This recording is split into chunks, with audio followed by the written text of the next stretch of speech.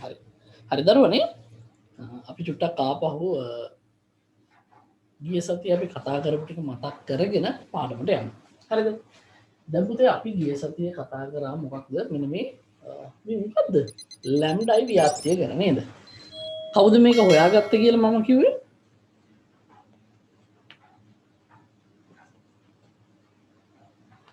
පුතේ ලැම්ඩායි ව්‍යාප්තිය කවුද හොයාගත්තේ? මතකයිද?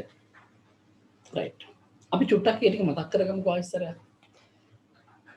පුතේ 1899 වගේ ළමහා ප්‍රින්ස්හයිම් කියන විද්‍යාඥයෝ දෙන්න කෘෂ්ණ වස්තුවක විකිරණ පිටවීමේදී තරංග ආයාමයට ඉදිරිව එක් තරංගයේ තීව්‍රතාවය වෙන වෙනම පස්ථාර ගත කර. මේ පස්ථාරය තමයි පුතේ මේ ලැම්ඩායි ව්‍යාප්තිය කියලා කියන්නේ. මේ සිද්ධිය සිද්ධ වුණේ 1899 වගේ. හරි. එතකොට මේක පරීක්ෂණාත්මකව ලබාගත්ත වක්‍රයක්. මේ නිල් පැටින් ඇඳලා තියෙන්නේ ඔය ලැම්ඩායි ව්‍යාප්තිය. රයිට්. ඉතින් මේක පරීක්ෂණාත්මකව ලබාගත්ත වක්‍රයක්. ඉතින් මේ හා සම්බන්ධ සමහර සිද්ධාන්ත අපි ගිය සතියේ කතා කරා. හරි. එතකොට මෙන්න මේ වක්‍රය ගත්තට පස්සේ මේක පරීක්ෂණාත්මකව ගත්ත එකක් සෛද්ධාන්තිකව නෙවෙයි. අන්න එතනින් පස්සේ පුතේ විද්‍යාඥයෝ මේ ලැබුණු පරීක්ෂණාත්මක වක්‍රයට සෛද්ධාන්තික වක්‍රයක්, කියන්නේ යම් සමීකරණයක් ඇසුරින් යම් සිද්ධාන්තයක් ඇසුරින් සෛද්ධාන්තික වක්‍රයක් ඉදිරිපත් කරන්න උත්සාහ කරා. අන්න එතෙන්දී පුතේ විද්‍යාඥයන්ට තේරුම් ගියා එයාලා දන්න සිද්ධාන්ත මත මේකට ඉදිරිපත් කරන සෛද්ධාන්තික වක්‍ර, ඒ කියන්නේ සමීකරණ ගොඩනගන ලද සමීකරණ මේ වක්‍රයත් එක්ක හරියට ගැලපෙන්නේ නැහැ කියලා.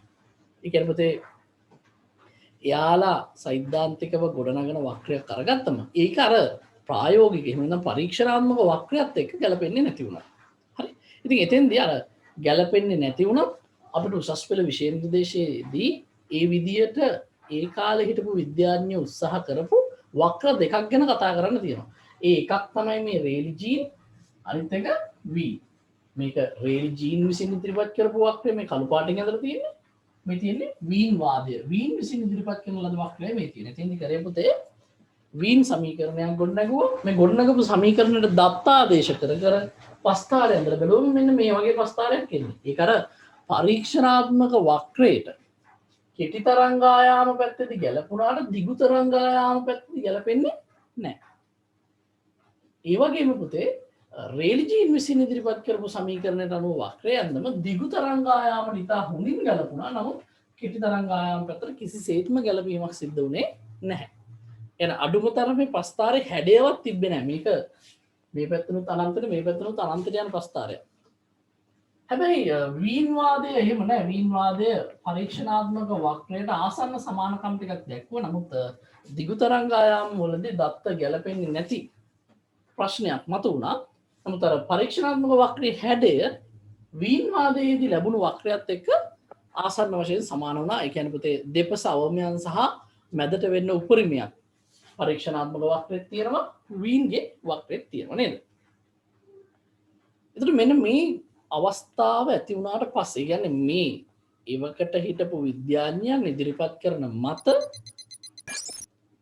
මේ පරීක්ෂණාත්මක වක්‍රය විස්තර කරගන්න බැරි තත්ත්වයට පත් වෙනකොට විද්‍යාඥයන්ට ගැටලුවක් මතුවුණා. එහෙනම් අපි දන්න සිද්ධාන්ත වැරදිද? රයිට්. අන්න ඒ වගේ තැනකදී තමයි අපි ගිය සතියේ කතා කරලා නැවැත්තුවේ නේද? හරි. ඉතින් මම එතෙන්ට එනකොට මම ආපහු චුට්ටක් අර අතීතේ මතක් කරගෙන එන්නම්. මොකද ඔය අතීත කතාවත් එක්කම තමයි මේක ලස්සන වෙන්නේ. අපි මුලින්ම කිව්වනේ පුතේ නිව්ටන් තමයි මුලින්ම ආලෝකයේ අංශුවාදයක් පිළිබඳ මතයක් ඉදිරිපත් කරන්නේ. එතෙන්දී නිව්ටන් කියනවා දරුවනේ ආලෝකය ලවක නැමැති අංශු විශේෂයකින් හැදිලා තියෙනවා කියලා. හරි. හැබැයි නිව්ටන්ට මේ පිළිබඳ පරීක්ෂණාත්මක ප්‍රතිඵල ඔප්පු කිරීමක් සිද්ධ කරන්න බැරි වුණා. හරි. ඒ නිව්ටන් මතයක් ඉදිරිපත් කරා. නමුත් නිව්ටන්ට මේක ඔප්පු කරලා මෙන්න මෙහෙමයි මේ නිසා මේක මේ විදියට වෙනවා කියලා ඔප්පු කරගන්න බැරි වුණා. ඉතින් ඒ කාලේ තිබිච්ච තාක්ෂණිකමය දෝෂ, කියන්නේ ලොකු තාක්ෂණයක් ලෝකෙ තිබ්බ කාලයක් නෙමෙයි පුතේ 1600 ගණන් කියන්නේ. ඉතින් ඒ නිසා වෙන්නේ නැති නැත්නම් නිව්ටන් කියන්නේ ගොඩක් දක්ෂ විද්‍යාඥයෙක්. ඉතින් නිව්ටන් මූලික මතවාදයක් ගොඩ නැගුවට ඒක සනාථ කරගන්න බැරි වුණා. එතනින් පස්සේ ආපහු කාලයක් ගෙවිලා යනකොට හයිජන්ස් තමයි මුලින්ම ආලෝක තරංගවාදය ඉදිරිපත් කරන්නේ. මේ තරංගවාදය ඉදිරිපත් කරාට පස්සේ ඒකත් අර හරියටම ඔප්පු කරගන්න බැරි වුණා. ඒත් පුතේ 1680 1700ට වගේ කිට්ටු කළා. එතනින් පස්සේ උඩට එනකොට දැන් ආලෝකය අංශුවක් කිව්වා සරලවම ගත්තොත් නිව්ටන්. ඊට පස්සේ හයිජන්ස් එක තරංගයක් කියලා කිව්වා. එතනින් පස්සේ කාලයක් ඉස්සරහට එනකොට පුතේ ක්ලාක් මැක්ස්වෙල්. හරි. ක්ලාක් මැක්ස්වෙල් විද්‍යුත් චුම්බක තරංග පිළිබඳ ගණිතමය වාදය ඉදිරිපත් කරනවා.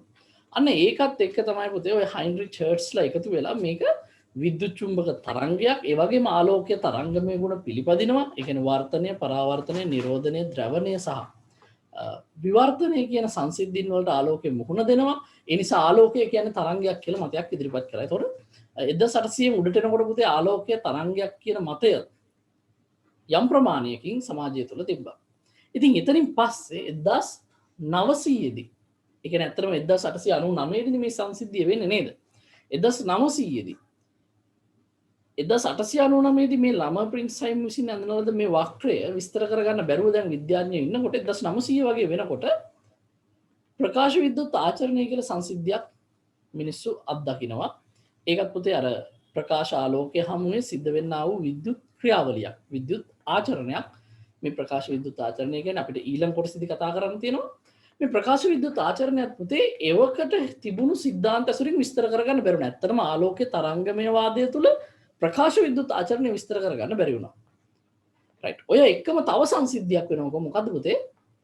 මම කිව්වා තව සංසිද්ධියක් විද්‍යාඥයෝ හොයාගන්න මොකද්ද? පරමාණුක වර්ණාවලිය. ඒ පරමාණුක වර්ණාවලියේ තියෙනවා යම් ගුණාංගයක්. ඒ ගුණාංගයට අපි කිව්ව මොකද්ද? පරමාණුක වර්ණාවලියේ රේඛීය ස්වභාවය. ඉතින් ඇත්තට මේ කොටස නම් අපි උසස් පෙළ භෞතික විද්‍යාව යටතේදී ඉගෙන ගන්නේ නැහැ. ඒක ඔබ රසායනික විද්‍යාව පන්තියේදී ඉගෙන ගනිවි. හරි. ඉතින් මෙන්න මේ පරමාණුක වර්ණාවලියේ රේඛීය ස්වභාවය ගත්තන් පස්සේ පුතේ ඒකත් එවකට හිටපු විද්‍යාඥයින්ට විස්තර කරගන්න බැරුණා. දැන් ඒතර 1900 දී විද්‍යාඥයන්ට විශේෂයෙන්ම භෞතික විද්‍යාඥයන්ට ප්‍රශ්න තුනක් තිබ්බා. මොකද්ද ප්‍රශ්න තුන? පළවෙනි එක පුතේ කෘෂ්ණ වස්තු විකිරණයේ ලැම්ඩායි ව්‍යාප්තිය විස්තර කරගන්න බෑ. ඇයි මේක මෙහෙම වුනේ කියලා යාලා දැනගෙන ඉන්න සිද්ධාන්ත වලින් විස්තර කරගන්න බෑ. ඊළඟ එක පුතේ ප්‍රකාශ විද්‍යුත් ආචරණය. ප්‍රකාශ ආලෝකය හමුවේ විද්‍යුත් ක්‍රියාවලියක් සිද්ධ වෙනවා. ඒක විස්තර කරගන්නත් බෑ. තුන්වෙනි කාරණාව පුතේ මොකක්ද? පරමාණුක වර්ණාවලියේ රේඛීය ස්වභාවය. ඉතින් ඒකත් පුතේ වකට හිටපු විද්‍යාඥයන්ට විස්තර කරගන්න බැරි වුණා. ඒතකොට ඔන්න ඔය ප්‍රශ්න ටික හමුවේ අපි කියනවා 1900 යම් මට්ටමකින් භෞතික විද්‍යාවේ සිද්ධාන්ත බිඳ වැටුණු අවුරුද්දක් කියලා.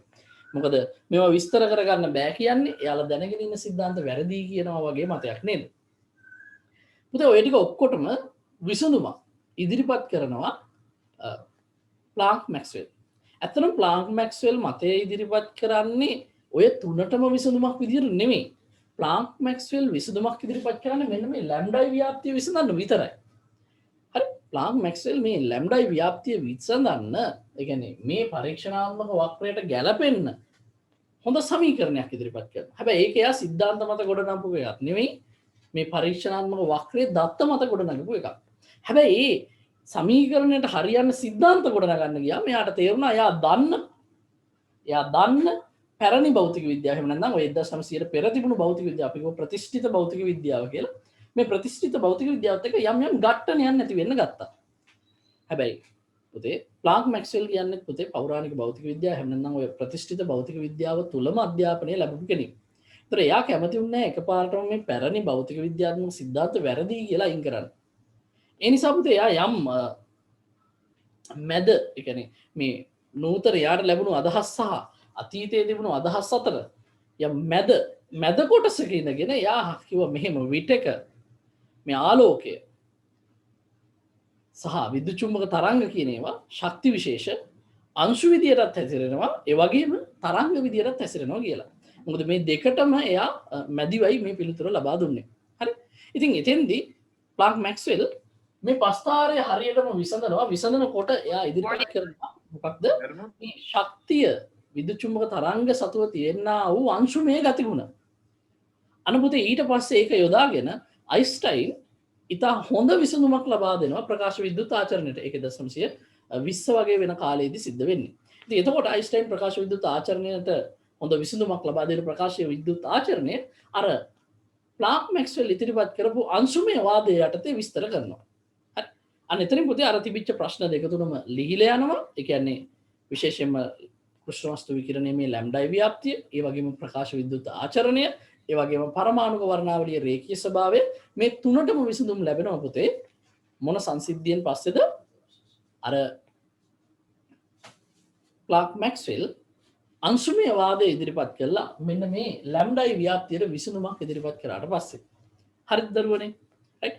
එතනින් පස්සේ පුතේ අර අතීතයේ සිට තරංගයයි පිළිගත් විද්‍යුත් චුම්බක තරංග ආදී ශක්ති විශේෂ අංශුමය ගතිගුණ දරනවා කියලා ක්ලාක් මැක්ස්වෙල් ඉදිරිපත් කරපු මතයත් එක්ක 1900න් උඩට ගොඩ නැගෙනවා භෞතික විද්‍යාවේ අලුත් පරිච්ඡේදයක්. මේකට අපි කියනවා ක්වොන්ටම් භෞතික විද්‍යාව කියලා. ක්වොන්ටම් භෞතික විද්‍යාව කියලා අපි කියනවා 1900න් උඩට ගොඩ නැගෙන භෞතික විද්‍යාත්මක සංකල්ප ටිකට. ඒත් 1900න් යටට ටික අපි කිව්වා ප්‍රතිෂ්ඨිත භෞතික විද්‍යාත්මක සංකල්ප කියලා. මේ ක්වොන්ටම් භෞතික විද්‍යාවේ තවදුරටත් ඉස්සරහට එනකොට පුතේ ඩී බ්‍රොග්ලි කියන විද්‍යාඥයා මතයක් ඉදිරිපත් කරනවා මෙතෙක්කල් තරංගමය ගුණ මෙතෙක්කල් තරංග ලෙස හැසිරුණු විද්‍යුත් චුම්බක තරංග ආදීන්ට අංශුමය ගුණ තියෙනවා කියලා මතයක් ඉදිරිපත් කරනවා නම් මෙතෙක්කල් අපි අංශු විදියට දැකපු දේවල් වලට තරංගමය ගතිගුණ තියෙන්න පුළුවන් කියලා. හරි. ඉතින් මේ ඩී බ්‍රොග්ලිගේ සංකල්පෙත් එක්ක පුතේ මිනිස්සු ආයි මේ ගැන පොඩ්ඩක් පරීක්ෂණ පවත්වන්න පටන් ගන්නවා. ඉතින් ඒකේ අවසන් ප්‍රතිඵලයක් විදියට මේ පදාර්ථය සතුව තියෙනා වූ මේ ඩුවැලිටි එක, ඒ කියන්නේ මේ ද්විත්වභාවය පිළිබඳව යම් මතවාද ඉදිරිපත් වෙනවා. ඉතින් එතෙන්දී පදාර්ථයේ සතුව මේ අංශුමය මෙන්ම තරංගමය ගතිගුණ කියන දෙකම තියෙනවා කියන තැනට අද වෙනකොට විද්‍යාඥයෝ එළඹිලා තියෙනවා. ඉතින් අපි සාමාන්‍ය විෂය නිර්දේශයේ කතා කරන්නේ ඔය 1950 60 වගේ වෙනකම් භෞතික විද්‍යාත්මක සොයා ගැනීම ගැන පමණයි. ඉතින් එතනින් එහාට ඉතාමත්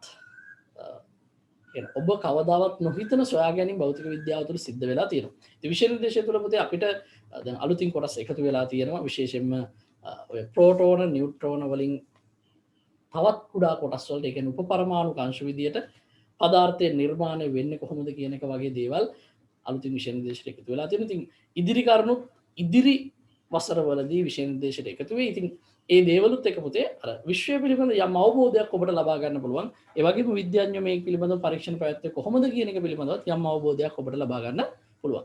ඉතින් අපි මේ පාඩමේ පුතේ ඔය කෘෂ්ණ වස්තු විකිරණය, එතනින් පස්සේ ප්‍රකාශ විද්‍යුත් ආචරණය සහ අර උපපරමාණුක අංශුන් දක්වා වූ කොටස් සියල්ලම සාකච්ඡා කරනවා. හරිද? රයිට්. හරි. දරුවනේ අපි මේ ප්‍රස්තාරේ ඇඳලා නැවතුනේ නේද? හරි. මේ තියෙන පුතේ කෘෂ්ණ වස්තු විකිරණයේ ලැම්ඩායි ව්‍යාප්තිය. එතකොට මේ තියෙන්නේ වීන් විසින් ඉදිරිපත් කරන ලද වීන් වාදයට අනුකූල සමීකරණ. ඉතින් මේ සමීකරණය අපිට විෂය නිර්දේශයේ දීලා නැහැ. හරිද? ඒ වගේම රේලි ජීන් විසින් ඉදිරිපත් කරන සමීකරණ මේක, මේ තියෙන රේලි ජීන්ගේ වක්‍රය. ඉතින් මේ සමීකරණෙත් විෂය නිර්දේශය අපිට දීලා නැහැ. නමුත් ඉතින් මේ දෙක ලියාගත්තට කමක් නැහැ. හරි? මේ C E කියන ඝාතීය ශ්‍රිතය දන්නවනේ. T නිරපේක්ෂ උෂ්ණත්වය, ලැම්ඩා තරංගායාමය, C1 C2 නියත. ඉතින් මේ දෙක ලියා ගන්න අපි මේ දෙක ලිව්වේ නැතුව ඇති ගිය සතියේ අනිත් ටික සටහන් කරගෙන නැත්තේ නේද? පස්තාරේ වැටි ඉවර කරගන්න දරුවෝ. මේ සමීකරණ දෙකත් ලියාගන්න. ඊට පස්සේ අපි මේ දෙපැත්තේ පොඩි නෝට් දෙකක් දාගමු පුතේ. වීන් වාදය සහ රේලි ජීන් වාදය පිළිබඳව යම් පොඩි කෙටි සටහනක් අපි ගහගමු. හරිද? මේ වක්‍ර දෙක නම් පුතේ විභාගෙට අඳින්න යන්න පුළුවන්. හරිද?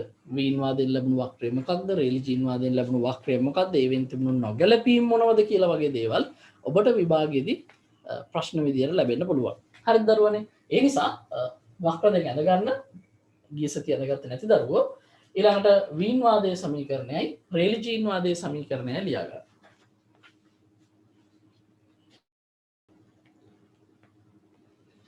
රයිට්. හරි නේද දරුවනේ?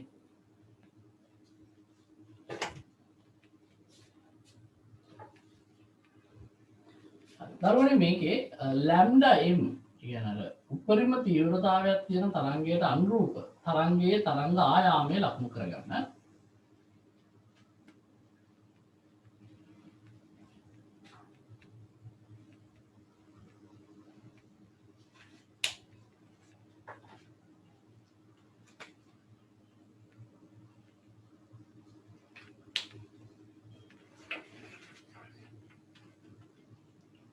හරි නේද දරුවනේ? හරි. අපි මුලින්ම පුතේ වීන්ගේ වාදයේ පැත්තේ සමීකරණේ වීන්ගේ සමීකරණ යටින් පොඩි සටහනක් දාගෙන ඉමු. ලියන්න පුතේ. වීන් වාදයට අනුව ලැබෙන වක්‍රය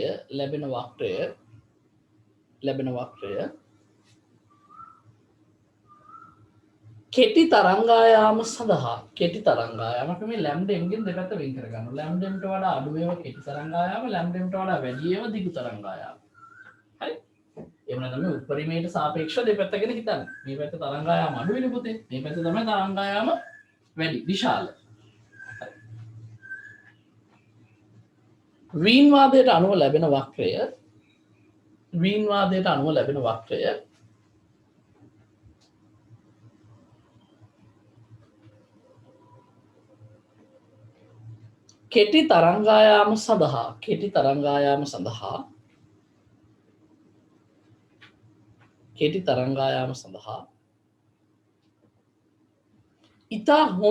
කෙටි තරංගායාම සඳහා ඉතා හොඳින්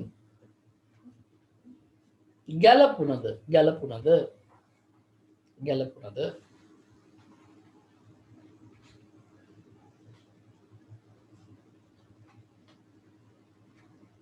දිගු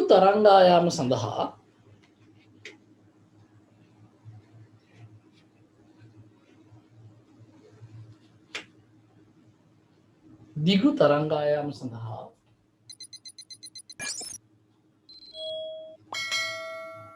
පරීක්ෂණාත්මක දිගු තරංගායාම සඳහා පරීක්ෂණාත්මක දත්ත සමග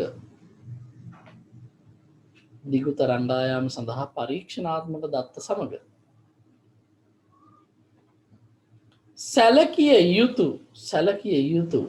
දිගු තරංගායාම සඳහා පරීක්ෂණාත්මක දත්ත සමග සැලකිය යුතු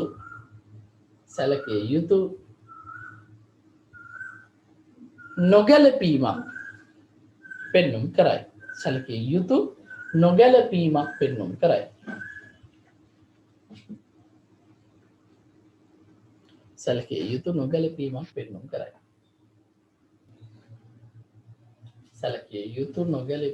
පෙන්නුම් කරයි. නමුත් වැදගත්ම කරුණ වනුයේ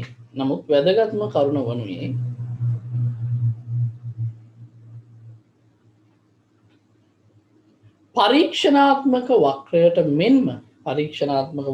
මෙන්ම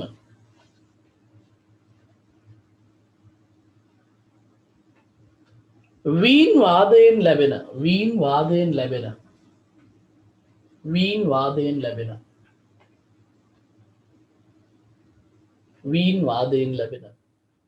වක්‍රයටද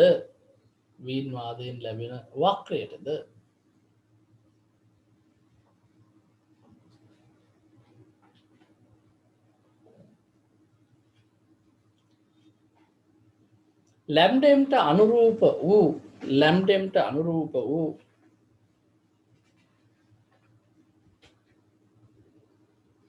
උපරිම අගයක් ලැබීමයි.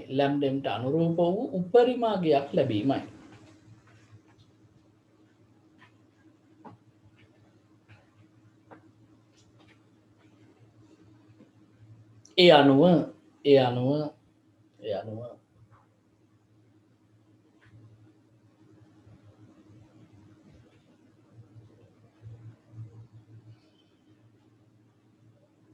වීන්ගේ සූත්‍රය අවකලනය කොට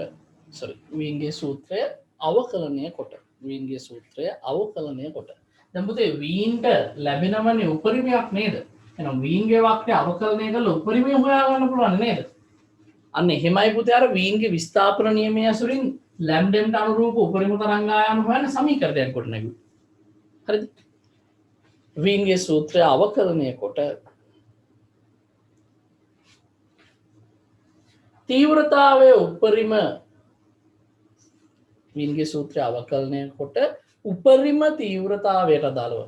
තීව්‍රතාවයට අදාළව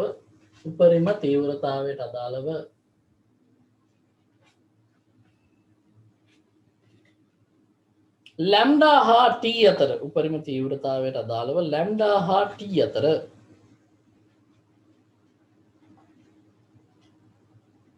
සම්බන්ධයක් ලැම්ඩා හා t අතර සම්බන්ධයක් ගොඩනගාගත හැක ලැම්ඩා හා t අතර සම්බන්ධයක් ගොඩනගාගත හැක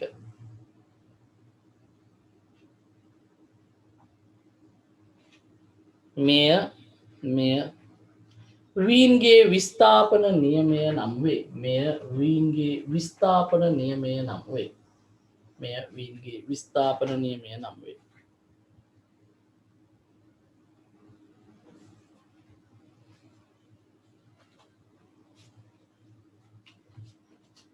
දරුවෙක් කියලා තියෙනවා ආයි කියන්න කියලා පොතේ නෝට් එක ලියාගත්ත දරුවෙක් මට WhatsApp කරන්න මම group එකට දාන්න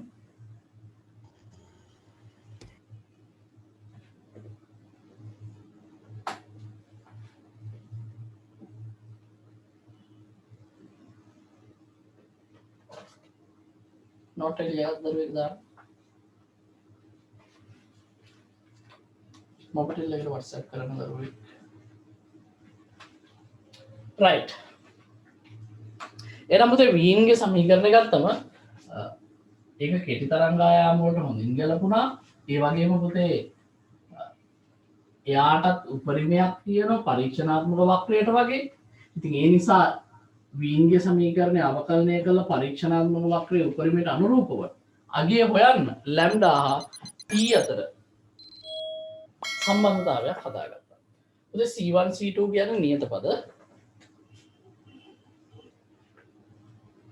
හරි පුතේ ඔන්න group එකේ note එක දැම්මා right ඊළඟට පුතේ අපි යමු රේල් ජීන් වාදය ගැන කතා කරමු. ඉතින් ඒක ගැන නම් ගොඩක් කතා කරන්න දෙයක් නැහැ. කියන්න තියෙන්නේ දිගු තරංග ආයාම වලට ගැලපෙනවා. කෙටි තරංග ආයාම පැත්තේ නම් ගැලපෙන්නේ නැහැ. ඉතින් මෙන්න මේ කෙටි තරංග ආයාම පැත්ත එහෙම නැත්නම් පාරජම්බුල තරංගනේ පුතේ මේ පැත්තට වෙන්න තියෙන්නේ නේද? ඉතින් මේ කෙටි තරංග ආයාම වලට ගැලපෙන්නේ නැති එක පාරජම්බුල වෙසණය කියලා හඳුන්වනවා. ඒ කියන්නේ මේ පැත්තට ගැලපෙන්නෙම නැහැ. ඒ කියන්නේ ආසන්න විදියටවත් ඇවිල්ලා නැහැ නේ පුතේ. එහෙන් පස්තාරේ අනන්තයට යන්නේ. ඊළඟ කරුණ මේ පස්තාරේ මෙහෙම අනන්තයට යනවා කියන්නේ මේ පස්තාරේ සමස්ත වර්ගඵලයත් අනන්තයට යනවා. right? එතකොට යම් කෘෂ්ණ වස්තුවකින් පිට වෙන විකිරණවල තීව්‍රතාවය ගත්තොත් පස්තාරේ වර්ගඵලයෙන් එන්නේ පුතේ මුළු විකිරණ තීව්‍රතාවෙන් නේද? එක් තරංගායාමයට අනුව එක් තරංගායාමයට වෙන් නෙවෙයි සියලුම තරංග වලින් පිට වෙන තීව්‍රතාවය ගත්තම ඒකේ පස්තාරේ වර්ගඵලයෙන් එන්නේ. ඒතර වර්ගඵලය අනන්තයට යනවා කියන්නේ. තීව්‍රතාවය අනන්තයක් වෙනවා. එතකොට ඒක ප්‍රායෝගිකව සිද්ධ වෙන්න පුළුවන් දෙයක් නෙවෙයි. අන්න ඒ නිසා මේ රීලි ජීන්ගේ මතය නම් පුතේ අපි කෙලින්ම බැහැර කරලා දානවා. හරි. ලියාගමු පුතේ මෙහෙම මේ පැත්තේ රේලි ජීන් වාදය සහ රේලි ජීන් වාදයෙන් ලැබෙන වක්‍රය සහ රේලි ජීන් වාදයෙන් ලැබෙන වක්‍රය සහ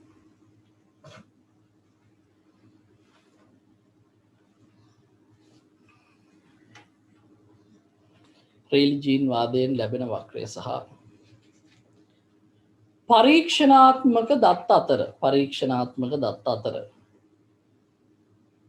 පරීක්ෂණාත්මක දත්ත අතර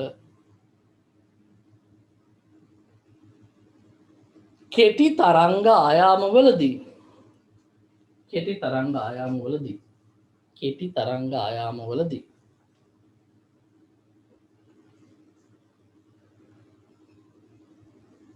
ඉතා විශාල කෙටි තරංග ආයාමවලදී ඉතා විශාල පරස්පරතාවයක්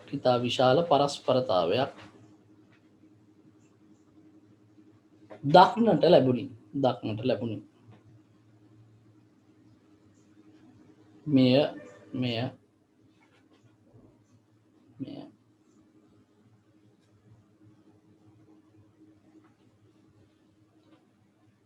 පාර ජම්බූල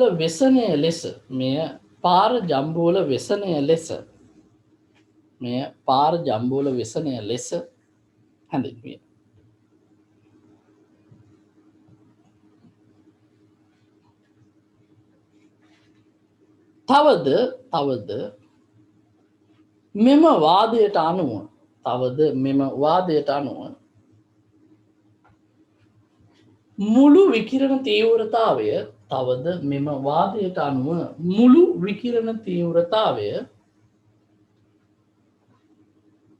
තවද මෙම වාදයට අනුව මුළු විකිරණ තීව්‍රතාවය අනන්තයක් වේ. වරහන් ඇතුලේ පස්තාරයේ වර්ගඵලය අනන්තයක් වන බැවින්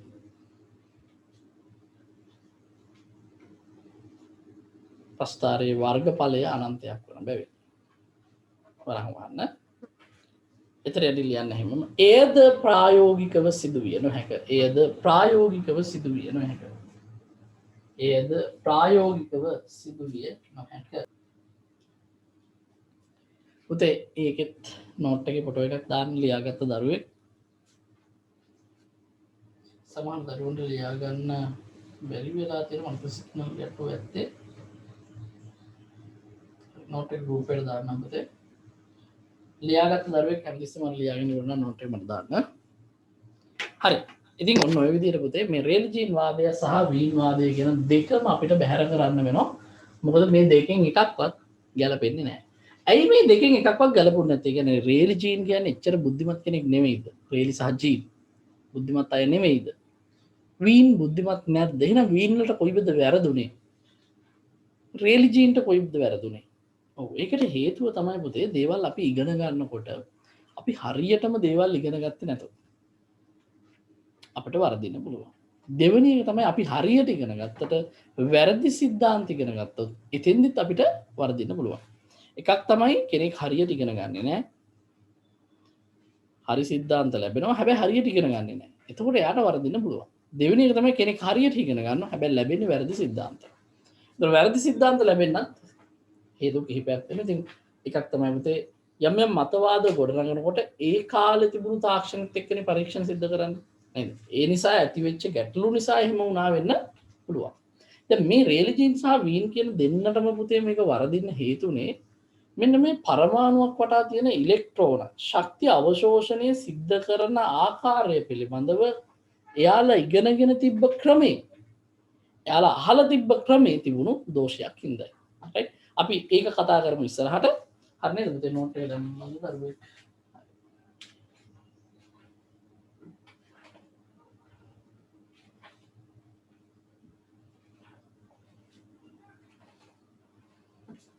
රයිට් හරි අපි ඔතන යටින් පුතේ දිගට දැන් ලියමු මෙහෙම සටහන දිගට සටහන් ලියන්න මෙහෙම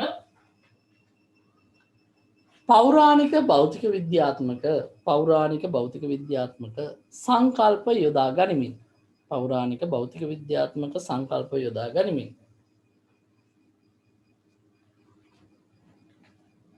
පෞරාණික භෞතික විද්‍යාත්මක සංකල්ප යොදා ගනිමින් වරහන් ඇතුලේ විකිරණයේ තරංගමය ස්වභාවය මාතෘකාවක් නැහැ පුතේ නිකන් සටහනක් හරි පෞරාණික භෞතික විද්‍යාත්මක සංකල්ප යොදා ගනිමින් වරහන් ඇතුලේ යන විකිරණයේ තරංගමය ස්වභාවය මාතෘකාවක් නෙවෙයි සටහනක් පෞරාණික භෞතික විද්‍යාත්මක සංකල්ප යොදා ගනිමින් වරහන් ඇතුලේ විකිරණයේ තරංගමය ස්වභාවය වරහන් වහන්න වීන් විසින් ඉදිරිපත් කරන ලද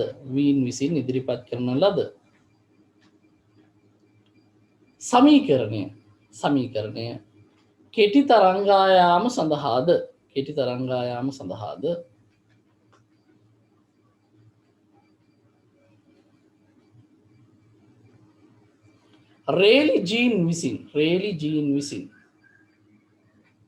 රේලි ජීන් විසින් ආයත් කියන්නේ පෞරාණික භෞතික විද්‍යාත්මක සංකල්ප යොදා ගනිමින් වරහන් ඇතුලේ විකිරණයේ තරංගමය ස්වභාවය වරහන් වහන්න වීන් විසින් ඉදිරිපත් කරන ලද සමීකරණය කෙටි තරංගායාම සඳහාද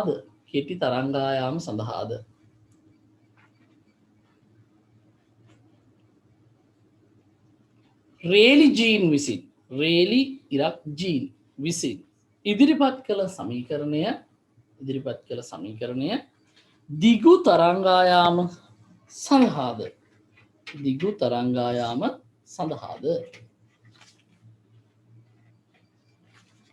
ආසන්න ලෙස සත්‍ය වීමක් ආසන්න ලෙස ගැලපීමක් කියන්නේ ආසන්න ලෙස ගැලපීමක් සිදුවිය දැන් පුතේ මොකද කරන්නේ අපිට මෙහෙම කරන්න පුළුවන් නේද කෙටි තරංග ආයාම නම් වීම් දානවා දිගු තරංග ආයාම නම් රේලිජින් දානවා නේද එහෙම කරන්න පුළුවන්ද එහෙම කරන්න බෑ හරි ඒ නිසා අපි රේලිජීන් වාදය සහ වීන් වාදය කියන මේ වාද දෙකම බැහැර කරනවා හරි එතකොට ඇයි මේක මෙහෙම වුණේ කියන එක අපි බලමු ඔතන යටින් පුතේ ආපහු තව සටහන් ලියා ගන්න එහෙම නමුත්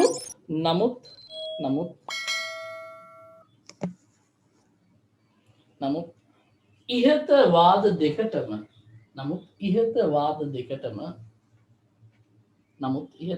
දෙකටම පරීක්ෂණාත්මක ප්‍රතිඵල නමුත් ඉහත වාද දෙකටම පරීක්ෂණාත්මක ප්‍රතිඵල පූර්ණ ලෙස විස්තර කළ නොහැකි වීම නිසා නමුත් ඉහත වාද දෙකටම පරීක්ෂණාත්මක ප්‍රතිඵල පූර්ණ ලෙස විස්තර කළ නොහැකි වීම නිසා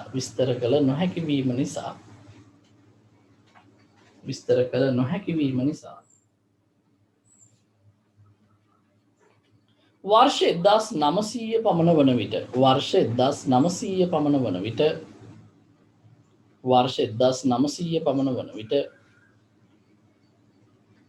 භෞතික විද්‍යාව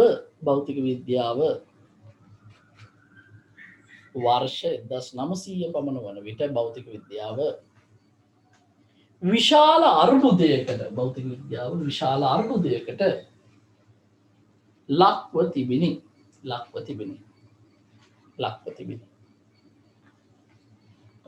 වර්ෂ 1900 ඒක අර භෞතික විද්‍යාවේ මම කියන්නේ කඩා වැටුණු අවුරුද්දක් විදිහට අපිට හිතන්න පුළුවන් හරි එතකොට ඒකට පෙර ප්‍රතිෂ්ඨිත භෞතික විද්‍යාව එහෙම නැත්නම් පෞරාණික භෞතික විද්‍යාව එතනින් උඩ හරි එතනින් උඩ තමයි මේ ක්වොන්ටම් භෞතික විද්‍යාව එහෙම නැත්නම් නූතන භෞතික විද්‍යාව කියලා අපිට මේ භෞතික විද්‍යාව කොටස් දෙකකට වෙන් කර ගන්න පුළුවන් පොයින්ට් එකක් තියෙනවා හරිද එතන ඒක මුල් වෙන්නේ පුතේ ඒ කරුණක් මත ඒ කරුණ අපි කතා කරලා බලමු ඇයි මේ රේලි ජීන් සහ වීන් වාද වැරදුනේ ඊට පස්සේ පුතේ ප්ලාන්ක් මැක්ස්වෙල් විසින් ගොඩනගපු මතය ඇයි මේකත් එක්ක ගැලපුණේ කියන එක හරිද ඉතින් ඇත්තටම මෙන්න මේ වගේ સિદ્ધාන්ත කියන්නේ මේ වගේ තාර්කික තැන් තර්ක කරලා මතයක් සනාථ කරගත්ත විදිය වගේ දේවල් මම හිතනවා භෞතික විද්‍යාවේ තව තිබ්බනම් හොඳයි කියලා මොකද දැන් ඔබ නිව්ටන් නියම ඉදිරිපත් කරා නිව්ටන් නියම ඉගෙන ගත්තට නිව්ටන් කොහොමද තර්ක කරේ කියන එක ඔබ ඉගෙන ගන්නේ නැහැ නේද ආර්කිමිඩිස් මූලධර්ම ඒතර ඒවා ගොඩනැගුණු විදිය ඒවා අනිත් මතත් එක්ක ගැටුණු විදිය හරි ඒක තමයි පුතේ අතන භෞතික විද්‍යාවේ රසවත්ම හරිය මම හිතනවා මේ ඒ સિદ્ધාන්ත ඔක්කොම වගේ ලොජික් කරන දරුවෝ ඉගෙන ගන්නවා හරි කලා විෂය ධාරාව වාණිජ්‍ය විෂය ධාරාවත් එක්ක ලොජික් කරන දරුවෝ ඒක ඉගෙන ගන්නවා ඉතින් ෆිසික්ස් කරන ඔයාලා ගොඩක් පාඩම් වලදී ඉගෙන ගන්නේ සමීකරණයට ආදේශ කරලා ගණන් හදන්න විතරයි හරි ඒ කියන්නේ රියල් ෆිසික්ස් ගොඩක් ඔයාලට මගේ හැටලා තියෙනවා හරි ඒ නිසා මේ ෆිසික්ස් අමාරුයි කියන්න බෑ අර ටිකක් තාවනම් පුතේ ඕන ටිකක් හිතලා තර්ක කරලා ගන්න තියෙනවා නමුත් දැන් තියෙන්නේ එහෙම නෙවෙයි සමීකරණ වලට දත්තාදේශ කර වචන හරඹවල කියලා තියෙන දේ තේරුම් අරන් දත්තාදේශ කරලා සුළු කරන්න විතරයි අර ෆිසික්ස් වල තියෙන තාර්කික තැන් මේ වගේ ගැටලු කොහොමද මේ මතවාද ගොඩ නැගුණු එතනින් පස්සේ කොහොමද නව සොයා ගැනීම වලට ගියේ කියන ඒවා තමයි පුතේ මම හිතන්නේ භෞතික විද්‍යාවේදී වැඩිදුර දරුවන්ට උගන්වන්න තියෙනවා හරි නමුත් ඉතින් එහෙම ගොඩක් අඩුයි විෂය නිර්දේශනේ මේ පාඩමේ විතරයි මට හිතෙන්නේ එහෙම හම්බ වෙන්නේ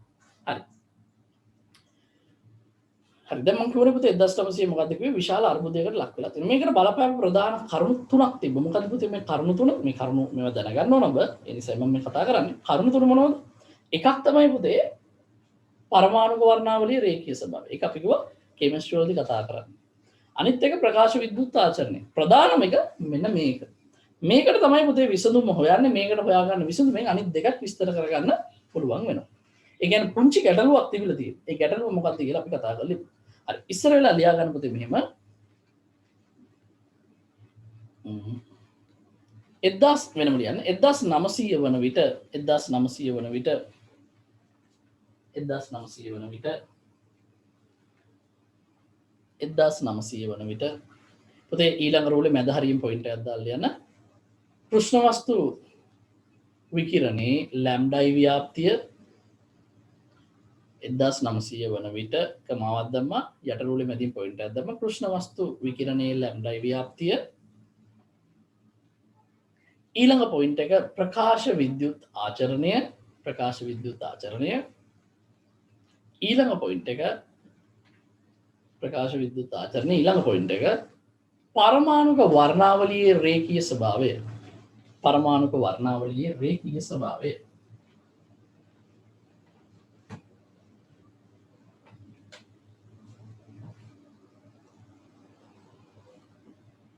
පරමාණුක වර්ණාවලියේ රේඛීය ස්වභාවය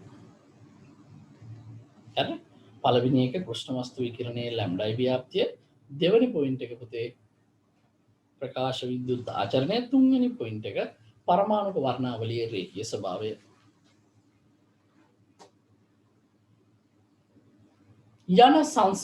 යන සංසිද්ධීන් එතන ඉඳන් දිගට ලියාගෙන යමු යන සංසිද්ධීන්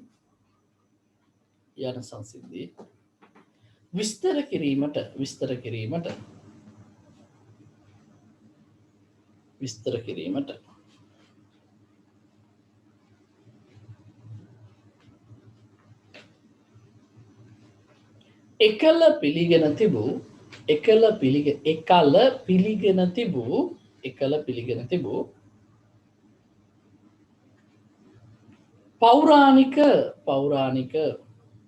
එකල පිළිගෙන තිබූ පෞරාණික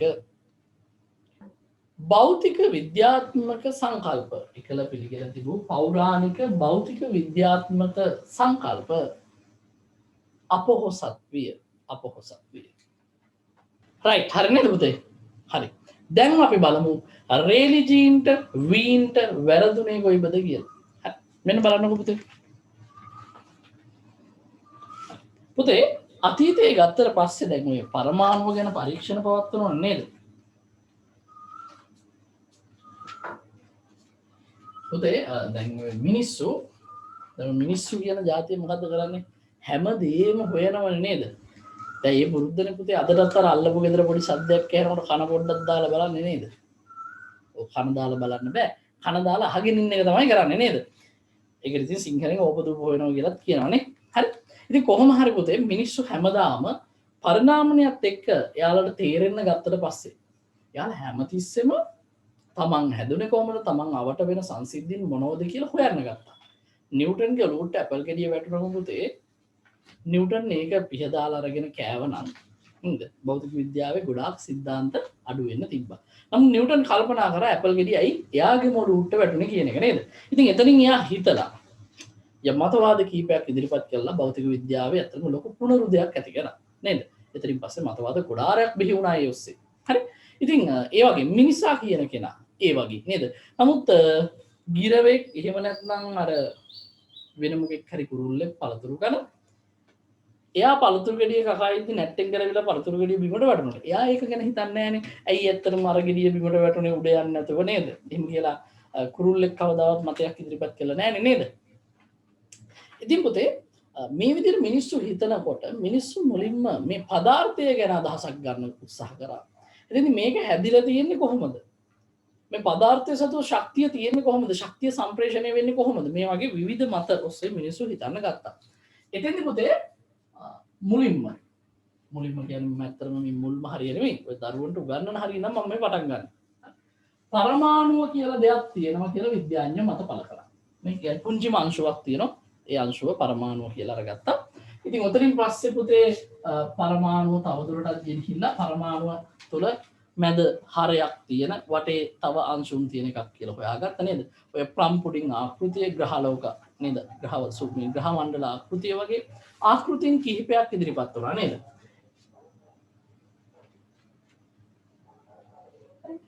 ඉතින් ඔහොම ගිහිල්ලා පුතේ අවසාන හරියේ තමයි දැන් අපි ඉන්නේ නේද? දැන් අපි ඉන්නේ පුතේ න්‍යෂ්ටිය ගත්තම න්‍යෂ්ටියේ ප්‍රෝටෝන නියුට්‍රෝන තියෙනවා කියලා අපි දන්නවා දැන් නේද? න්‍යෂ්ටියේ ප්‍රෝටෝන නියුට්‍රෝන තියෙනවා කියලා අපි දැන් දන්නවා. ඊට පස්සේ පිටත කවචවල ඉලෙක්ට්‍රෝන තියෙනවා කියලා අපි දන්නවා නේද? ඉතින් එතනින් එහාට පුතේ මේ න්‍යෂ්ටියේ තියෙන ප්‍රෝටෝන නියුට්‍රෝන තවදුරටත් කඩන්න පුළුවන් කියලා අපි දන්නව නේද? දන්නේ නැද්ද? අපි ඉස්සරහට කතා කරමුකෝ.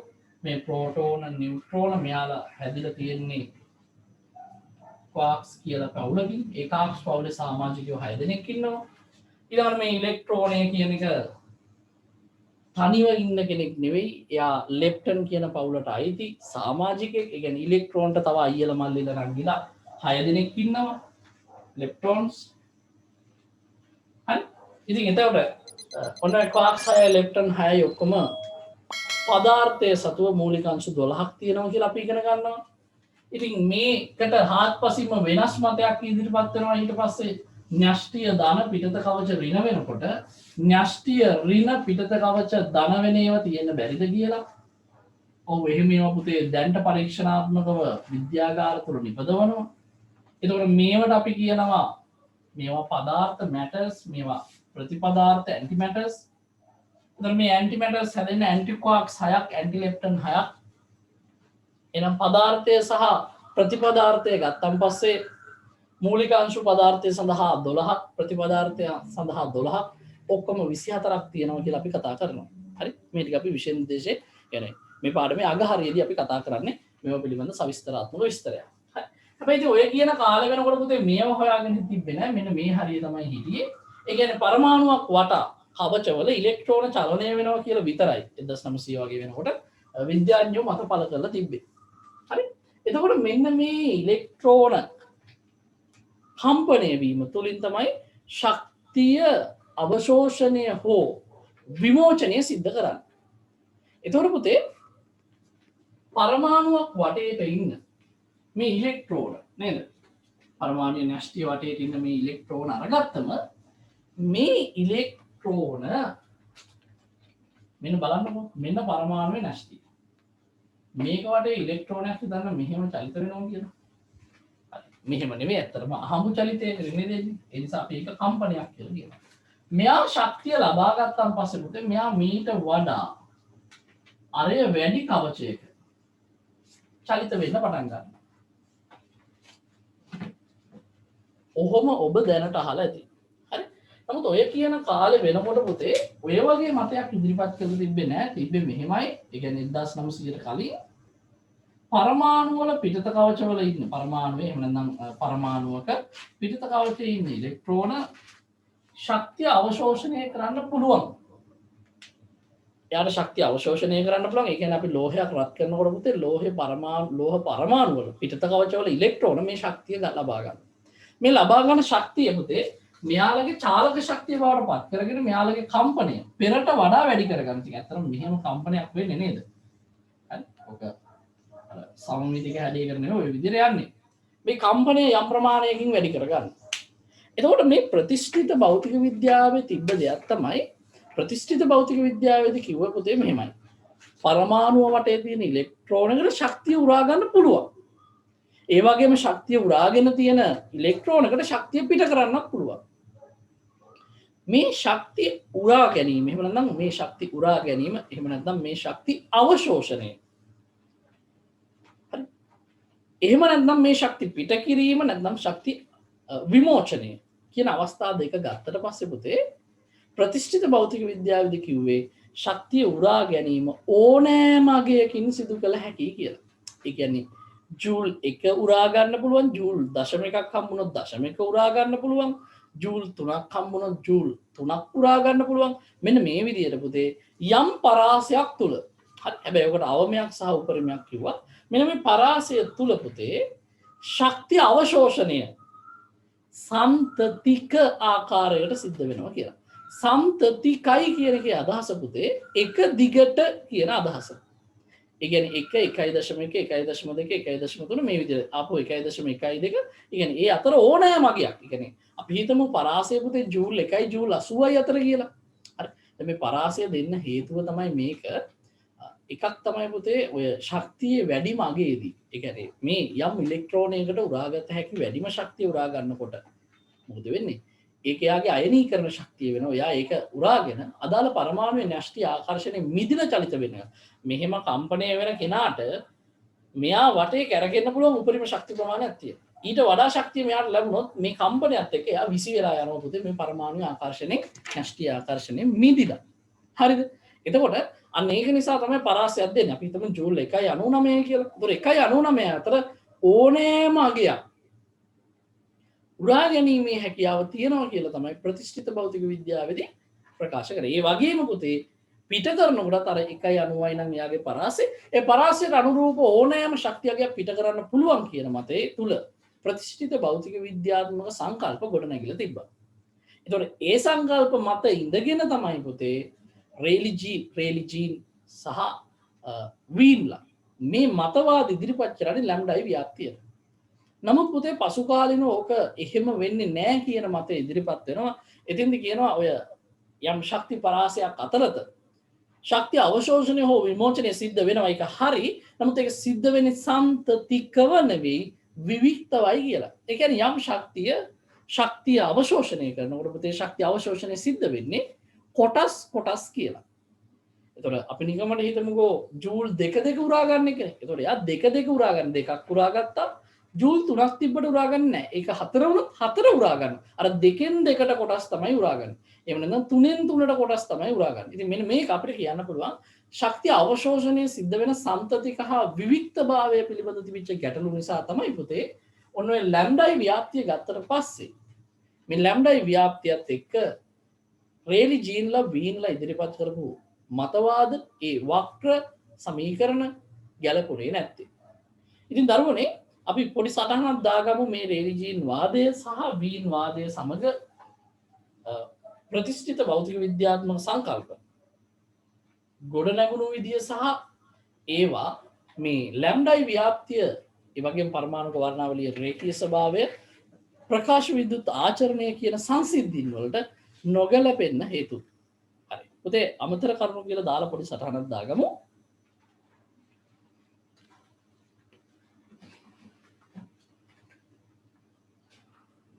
පොයින්ට් ලියමු පුතේ ලියන්න. රේලි ජීන් වාදය හා වීන් වාදය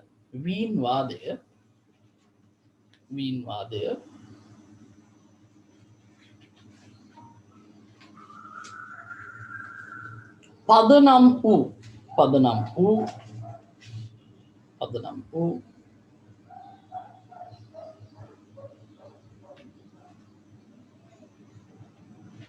ප්‍රතිෂ්ඨිත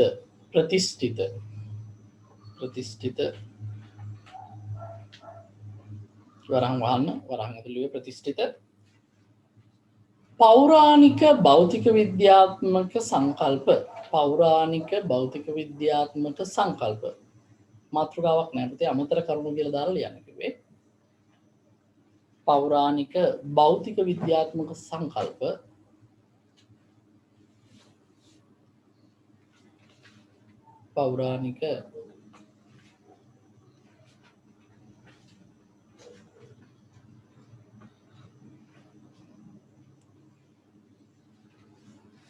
පෞරාණික ලියන්න දන්නේ නැද්ද? මමත් හරියටම දන්නේ නැහැ. මම දන්න විදිහට ලියන්න. එහෙම නේද ලියන්නේ?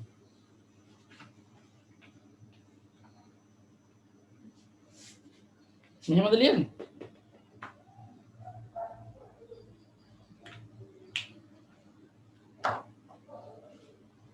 හරි.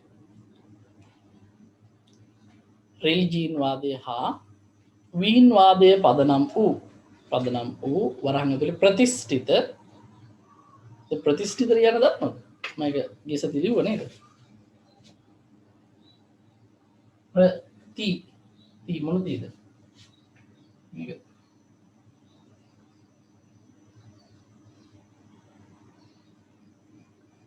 ප්‍රතිෂ්ඨිත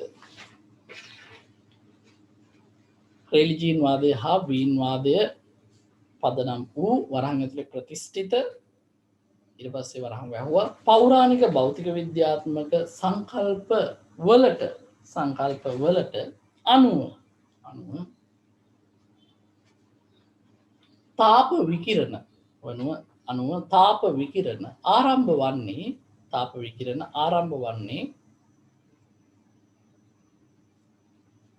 තාප විකිරණ ආරම්භ වන්නේ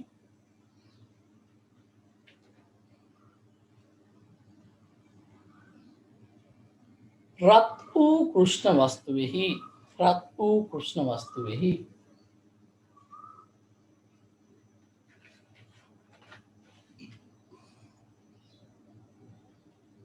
රත් වූ කෘෂ්ණ වස්තුවෙහි පුෂ්ඨයෙහි තිබෙන රත් වූ කෘෂ්ණ වස්තුවෙහි පුෂ්ඨයෙහි තිබෙන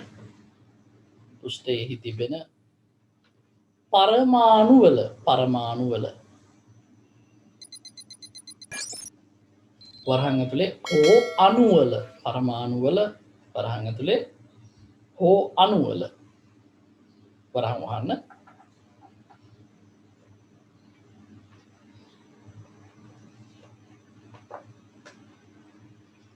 ෆස්ට් රත් වූ කෘෂ්ණ වස්තුවෙහි තිබෙන රත් වූ කෘෂ්ණ වස්තුවේ පුෂ්ඨයෙහි තිබෙන පරමාණුවල වරහන් ඇතුලේ හෝ අණුවල ඇති ඉලෙක්ට්‍රෝනවල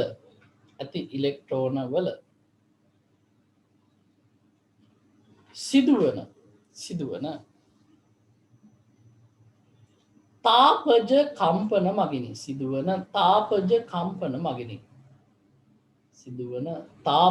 කම්පන මගිනි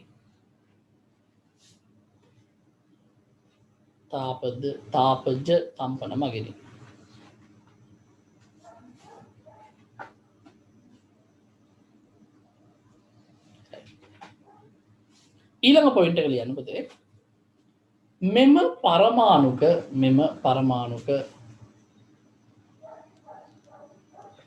වරහන් ඇතුලේ හෝ අණුක මෙම පරමාණුක වරහන් ඇතුලේ හෝ අණුක වරහන් වහන්න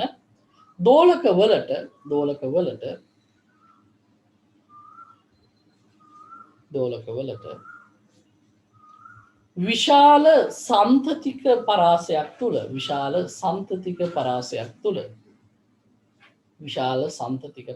තුළ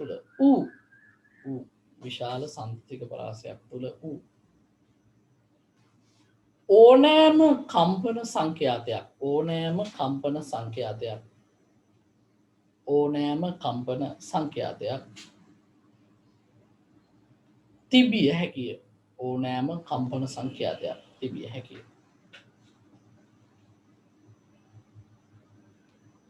ඊළඟ පොයින්ට් එක පුතේ ඊළඟ පොයින්ට් එක රතු පෑනෙන් ලියමු. ඒ කියන්නේ ඔය මතයට අනුව පිටත කවචවල තියෙන ඉලෙක්ට්‍රෝන සහ ඒ කියන්නේ පරමාණුන් අෂ්ටීම් පිටත තියෙන ඉලෙක්ට්‍රෝන ටික ගත්තම එයාලට පුළුවන් මේ ශක්තිය උරා ගන්න ඕනෑම අගයකින් උරාගෙන එයාලගේ කම්පන සංඛ්‍යාත වැඩි කරගන්න පුළුවන්.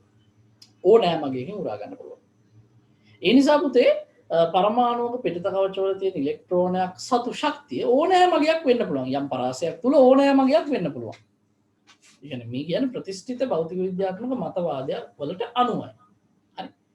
අපි හිතමු අවමගේ ජූල් 1යි වැඩිමගේ ජූල් 80යි නම් 1.80 අතර ඕනම අගයක් තියෙන්න පුළුවන් ඔය කියන විදිහට. මොකද 1.80 අතර ඕනම අගයක් උරා ගන්න පුළුවන් නේ පුතේ. එහෙනම් මෙයා සතු 1.80 අතර ඕනෑම අගයක් තියෙන්න පුළුවන්.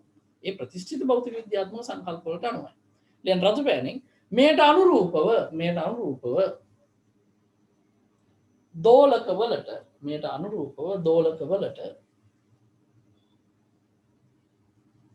ඕනෑම ශක්ති අගයක්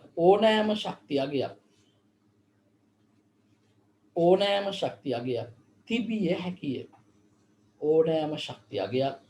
හැකිය.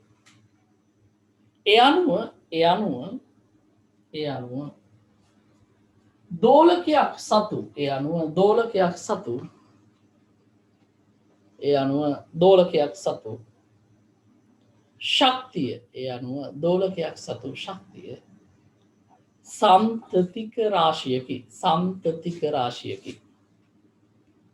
ඒ අනුව දෝලකයක් සතු ශක්තිය සන්තතික රාශියකි. රයිට්. ඒ ටික රතු පෑනෙන් නේද ලිව්වේ? හරි. එන්න පුතේ ඊළඟ පොයින්ට් එකට.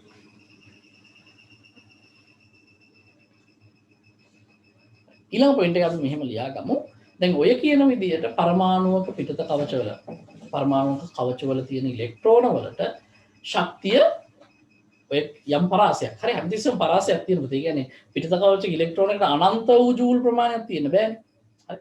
එයාලට දරාගත හැකි අගයක් තියෙන ඊට වඩා ශක්තිය ලැබුණොත් ඔබ ඔය අහන අයනීකරණ ශක්තිය රසායන විද්‍යාව ඉගෙන ගන්න ඕනේ. ඒහා ප්‍රමාණ ශක්තියක් ලැබුණොත් මෙයාලා බන්ධන වලින් මිදිලා එළියට එනවා.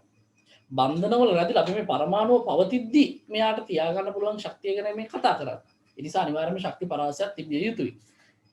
එතකොට ශක්තිය අඩු වෙන පැත්තෙන් උපරිමයක් හරි දැන් ඔබට තේරෙනවනේ අයනීකරණය වෙන්න පුළුවන්. එතකොට අඩු වෙන පැත්තෙන් ශක්තිය අඩු වෙන පැත්තෙනුත් තියෙනවා පුතේ. දැන් පරමාණුවේ න්‍යෂ්ටිය ධන ආරෝපිතයි. ඉලෙක්ට්‍රෝන ඍණ ආරෝපිතයි. ඇයි මේ ධන එක්කෙනාගේ වටේ යන්නේ ඍණය ගිහිල්ලා කෙලින්ම ධන එක්කෙනා හම්බ වෙන්නේ නැතුව? ඔයා හිතන්න ඕන දේවල්. ඇයි මේ ධන න්‍යෂ්ටිය හම්බ වෙන්නේ නැතුව? ධනයි ඍණයි දිව්වන් පස්සේ පුතේ වටේ කැරකි ඉන්න ඕනේ නැහැ නේද? ඍණ එක්කෙනාට කියලා ධන එක්කෙනා හම්බුණා නම් වැඩේ ඉවරනේ ආකර්ෂණය වෙනවා. ඔව් එහෙම වෙන්නේ නැත්තේ පුතේ මේ ඉලෙක්ට්‍රෝන සතුව ශක්තිය තියෙන නිසා. අන්න ඒ නිසා මේ පරමාණුව පවතින තිබිය යුතු ආම ශක්තියකුත් අපිට හිතන්න පුළුවන් නේද? ඒ ශක්තිය තියෙන නිසා තමයි මෙයා කම්පණය වෙන්නේ. ආකර්ෂණ බලයට නතු වෙලයි කම්පණය වෙන්නේ. නිකන් හරියට මම අර සරල අදහසක් ඔබට දෙන්නම්. සූර්යයා වටේ පෘථිවිය කරකැවෙනවා වගේ. එහෙම නැත්නම් පෘථිවිය වටා චන්ද්‍රයා කරකැවෙනවා වගේ. එහෙම නැත්නම් පෘථිවිය වටා චන්ද්‍රිකා කරකැවෙනවා වගේ පුතේ. යම් ශක්තියක් තිබිය යුතුයි ආකර්ෂණය වන දෙන්නේ එක්කෙනෙක් වටේ අනිත් කෙනා කැරකෙන්න. ඉතින් ඒ නිසා මේ ඉලෙක්ට්‍රෝන සතු යම් ශක්ති ප්‍රමාණයක් තියෙන්න ඕන පරමාණුව පවතින. හරි? රයිට්. ඒ නිසා ශක්ති පරාසයක් අපිට ගන්න වෙනවා. අවමය මෙන්න මෙච්චරයි, උපරිමය මෙච්චරයි. මේ අවමය සහ උපරිමය අතර ඕනෑම අගයක් තිබිය හැකි කියන එක තමයි පුතේ ප්‍රතිෂ්ඨිත භෞතික විද්‍යාවේදී නැවත නැවතත් කියන්නේ. ඕක තමයි වරදින්න හේතුව උනේ. මොකද්ද? ශක්තිය සන්තතිකව කියන්නේ එක දිගටම නොකැඩී අවශෝෂණය හෝ විමෝචනය කරන්න පුළුවන් එක දිගටම තියෙන අගයක්. ඒ කියන්නේ ජූල් 1 ඕන්නම් 1 9 ඕන්නම් 9 2 ඕන්නම් 2 13 ඕන්නම් 13 12.5 ඕන්නම් 12.5 1.6යි 5යි 3යි 2 ඕන්නම් ඒක. මේ විදිහට ඕනෑම ශක්තිය අගයක් ගන්න පුළුවන් වීම තමයි පුතේ ප්‍රතිෂ්ඨිත භෞතික විද්‍යාවේදී පිළිගෙන තිබ්බ මතය. ඒ මතය තමයි ප්ලාන්ක් මැක්ස්වෙල් විසින් ඉදිරිපත් කරන ක්වොන්ටම් භෞතික විද්‍යාවේ මූලික පියවරත් එක්ක මූලික මතවාදත් එක්කම බිඳ වැටෙන්නේ. ඊට අපි කතා කරමු එක. අපි ඉස්සෙල්ලා ලියාගෙන පුතේ මේ තාම කතා කරන්නේ ප්‍රතිෂ්ඨිත භෞතික විද්‍යාත්මක සංකල්ප ගැන නේද? ලියන ඊළඟ කරුණ එනම්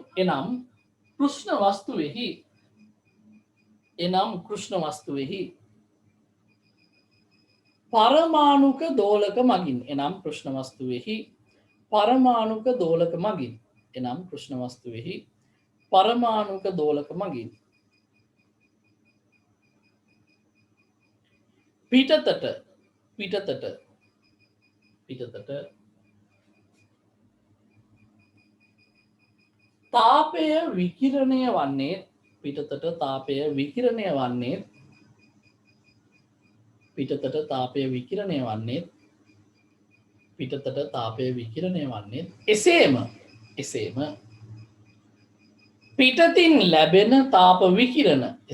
පිටතින් ලැබෙන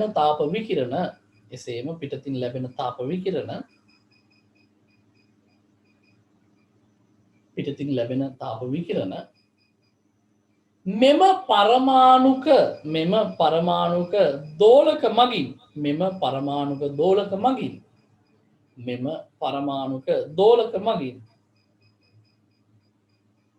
මෙම පරමාණුක දෝලක මගින්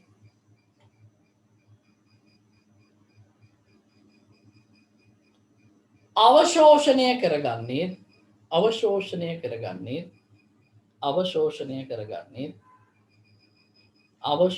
කරගන්නේ සම්තතික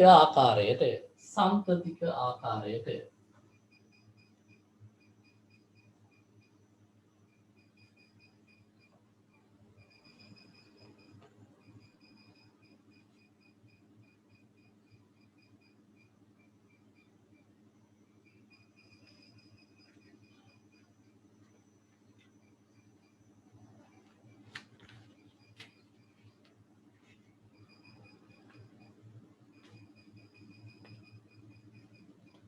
right හරි නේද පුතේ?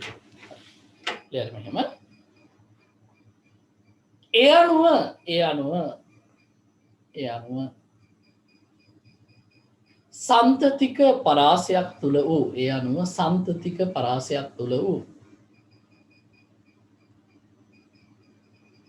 අනුව සන්තතික පරාසයක් තුල වූ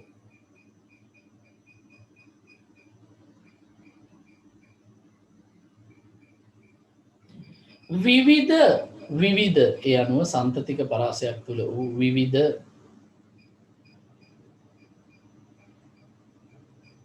සංඛ්‍යාත වලින් විවිධ සංඛ්‍යාත වලින් යුතුව විවිධ සංඛ්‍යාත වලින් යුතුව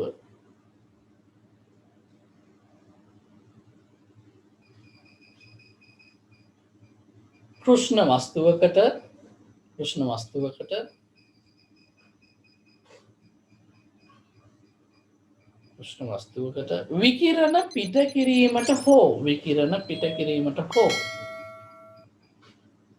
විකිරණ පිට කිරීමට හෝ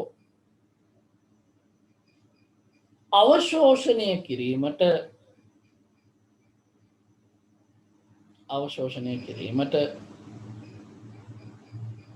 හැකියාව ඇති බව අවශෝෂණය කිරීමට හැකියාව ඇති බව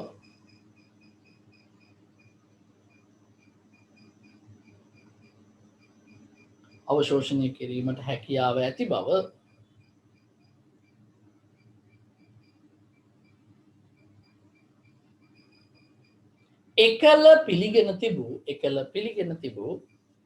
එකල පිළිගෙන තිබූ ප්‍රතිෂ්ඨිත භෞතික විද්‍යාත්මක සංකල්පවලට එකඟ විය. right. එහෙනම් ඔන්න මේ කියන 1900 පෙර තිබුණා වූ ප්‍රතිෂ්ඨිත එහෙම නැත්නම් පෞරාණික භෞතික විද්‍යාව ගත්ත මේ පෞරාණික භෞතික විද්‍යාවේදී එයාලා ඉදිරිපත් කළ තිබ්බ මතයක් තමයි පුතේ මොකක්ද? අර පරමාණුවක් වටේ තියෙන මේ ඉලෙක්ට්‍රෝන ශක්තිය අවශෝෂණය සිද්ධ කරනකොට මේක සිද්ධ කරන්නේ යම් සම්තතිකවයි කියලා. මේ සම්තතික භාවය කියන්නේ පුතේ ශක්තිය අවශෝෂණය සිද්ධ වෙනකොට ඒකට ඕනෑම අගයක් අර දී ඇති පරාසයක් තුළ ඕනෑම අගයක් අවශෝෂණය කරන්න හෝ ඒ අවශෝෂණය කරගන්නා වූ අගයක් විමෝචනය කිරීමේ හැකියාව තියෙනවා කියලායි පුතේ ප්‍රතිෂ්ඨිත භෞතික විද්‍යාවේදී පිළි අරගෙන තිබෙනවා. ඒතකොට ඒ සංකල්ප මත ඉඳගෙන තමයි අර අපි කලින් කතා කරපු රේලි සහ ජීන් එහෙම නැත්නම් වීන් මේ දෙගොල්ල මතවාද ඉදිරිපත් කරේ. ඉතින් මේ මතවාද දෙක ලැම්ඩයි ව්‍යාප්තිය සමග නොගැලපෙනවා වගේම තවත් මතවාද ගොඩාක් ඉදිරිපත් වුණා. ඒකක්වත් පුතේ ලැම්ඩයි ව්‍යාප්තිය විස්තර කරන්න එකඟ වුණේ විස්තර කරන්න හැකියාවක් ලැම්ඩයි ව්‍යාප්තිය විස්තර කරන්න හැකියාවක් ලැබුණේ නැහැ ඒ එක මතවාදයකටවත්. හරි. ඉතින් ඔන්න ඕකට විසඳුමක් ඉදිරිපත් කරනවා කවුද? Max Planck. ප්ලාන්ක් මැක්ස්වෙල් කියලා කියන්නේ ප්ලාන්ක්. හරි. හරි නම මැක්ස් ප්ලාන්ක්.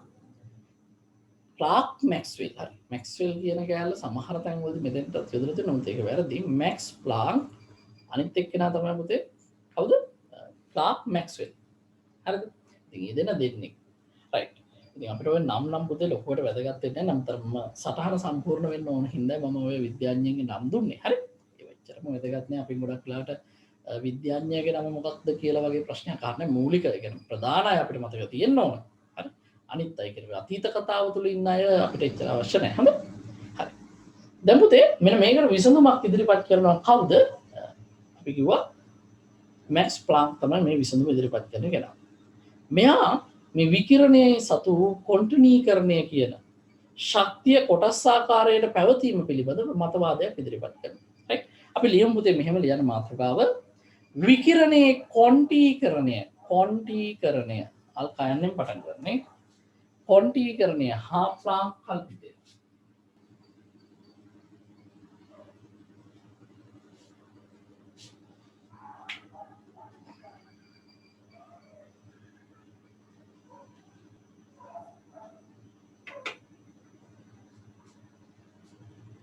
හරි පුතේ මාතෘකාව ලියාගත්තනේ විකිරණයේ කොන්ටීකරණය හා ප්ලාන්ක් කල්පිතය. මෙන්න මෙතෙන්දී පුතේ මේ ප්ලාන්ක් කියන විද්‍යාඥයා මැක්ස් ප්ලාන්ක් අර වීන් විසින් ඉදිරිපත් කරපු සමීකරණය මතකයි නේද? ඒක සරල ආකාරයට විකිරණය කළේ. කියන්නේ ඒක සරලව වෙනස් කීම් වලට කළා. මොකද්ද සර්? ප්ලාන්ක් කල්පිතය. හරි නේද? විකිරණයේ කොන්ටීකරණය හා ප්ලාන්ක් කල්පිතය. ඒක තමයි මාතෘකාව. හරිද දරුවනේ? පුතේ අර වීන් විසින් ඉදිරිපත් කරන ලද සමීකරණය සරලව විකරණය කළ සරලව වෙනස් කරලා පුතේ මැක්ස් ප්ලාන්ක් 1900 දී 899 දින ප්‍රශ්නේ ඉන්නේ නේද? 900 අවුරුද්දේදී එයා අර ලැම්ඩයි ව්‍යාප්තියත් එක්ක ඉතා හොඳින් ගැලපෙන ලැම්ඩයි ව්‍යාප්තියත් එක්ක ඉතා හොඳින් ගැලපෙන වක්‍රයක් සඳහා සමීකරණය ඉදිරිපත් කරනවා. හරි. වක්‍රයක් සඳහා සමීකරණ ඉදිරිපත් කරනවා. එතකොට අපිට මතකයි ලැම්ඩයි ව්‍යාප්තිය ආවේ මේ වගේ වක්‍රයක් අපිට ලැබුණ පුතේ. මෙන්න මේ වක්‍රයත් එක්ක ඉතා හොඳින් ගැලපෙන හරි හොඳ වක්‍රයක් ඉදිරිපත් කරනවා කවුද? සර් ගොරෝන වහිනවද පුතේ? මාතෘට පොඩ්ඩක් ඒ වගේ තියෙනවා. ඉතින් මොන කරන්නද නේද? ස්වභාවික විපත් එනවනේ. ඒකට මුහුණ දෙන්න වෙනවා. හරි පුතේ දැන් ප්ලාන්ක් මොකද්ද කරේ? අර වීන්ගේ සමීකරණය අරගෙන ඒක සරලව විකිරණය කළා මෙන්න මේ වක්‍රයත් එක්ක ඉතා හොඳින් ගැලපෙන සමීකරණයක් ඉදිරිපත් කරනවා. හරිද? ඉතින් මුලින්ම පුතේ ඇත්තටම මෙයා කරන්නේ අර වීන්ගේ සමීකරණය වෙනස් කරනවා මේකට ගැලපෙන්න. නැතුව එහෙම සමීකරණයක් ගොඩනගනව නෙවෙයි. එයා කරන්නේ මේකට ගැලපෙන්න අරක වෙනස් කරන එක. වෙනස් කළා පුතේ දැන් මේ සමීකරණ මේකට ගැලපෙන විදිහට වෙනස් කරලා ඉවර වෙලා එයා කරන්නේ එහෙම වෙනස් වෙන්න නම් කොහොම වෙන්න ඕනද කියලා බලනවා. තේරුණාද? ඒ කියන්නේ යා තියෙන સિદ્ધාන්ත මත මේකට පස්තාරයක් ගොඩනගන්න උත්සාහ කරනවා නෙවෙයි. අර වීන් හදපු පස්තාරේ වීන් හදපු සමීකරණේ වීන් ඉදිරිපත් කරපු මේ සමීකරණය අරගෙන ඒක වෙනස් කරනවා මේකට ගැලපෙන්න. පසුව එහෙම වෙන්න නම් මෙන්න સિદ્ધාන්ත කොයි විදිහටද වෙනස් වෙන්න ඕන කියන එකට එයා තර්ක කරනවා.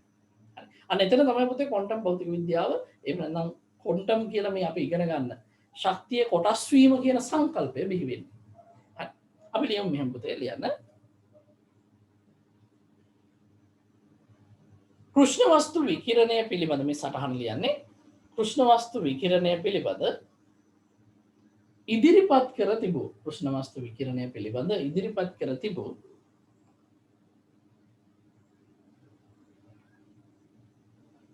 වීන්ගේ සූත්‍රය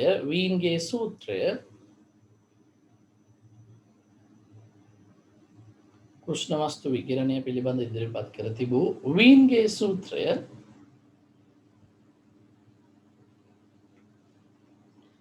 සරල ආකාරයට වීන්ගේ සූත්‍රය සරල ආකාරයට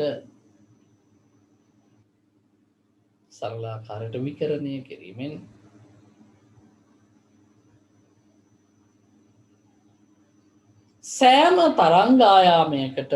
සෑම තරංගායාමයකටම සූත්‍රයක් ලබාගත හැකි බව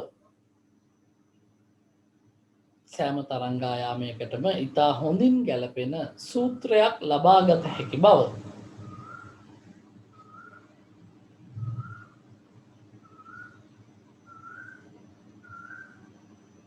1900 දී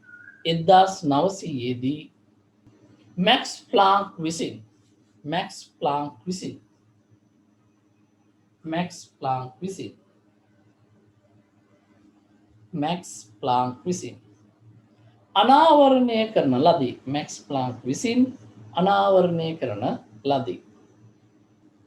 දැන් මැක්ස් ප්ලාන්ක් කියන අර වීන්ගේ සමීකරණ පොඩ්ඩක් වෙනස් කරලා මේකට ගැලපෙන හොඳ සමීකරණයක් ගොඩනගුවා. හැබැයි මං කිව්වා ඒකට අවශ්‍ය સિદ્ધාන්ත මෙයා ගොඩනගලා තිබ්බේ නැහැ. හරි. පස්තාර මේකට ගැලපුණා. ඒකට කියනවා අපි උඩ දැන් ගැලපෙන පස්තාරයක්. ඒ කියන්නේ ආනුභවික සමීකරණයක් අපිට ලැබෙනවා. මෙන්න පසුව මේ සමීකරණය මෙහෙම වෙන්න නම් સિદ્ધාන්ත වෙනස් විය යුත්තේ කොහොමද කියලා එයා තර්ක කරනවා. අන්න එතෙන්දී එයා ප්ලාන්ක් කල්පිතය ඉදිරිපත් කරනවා.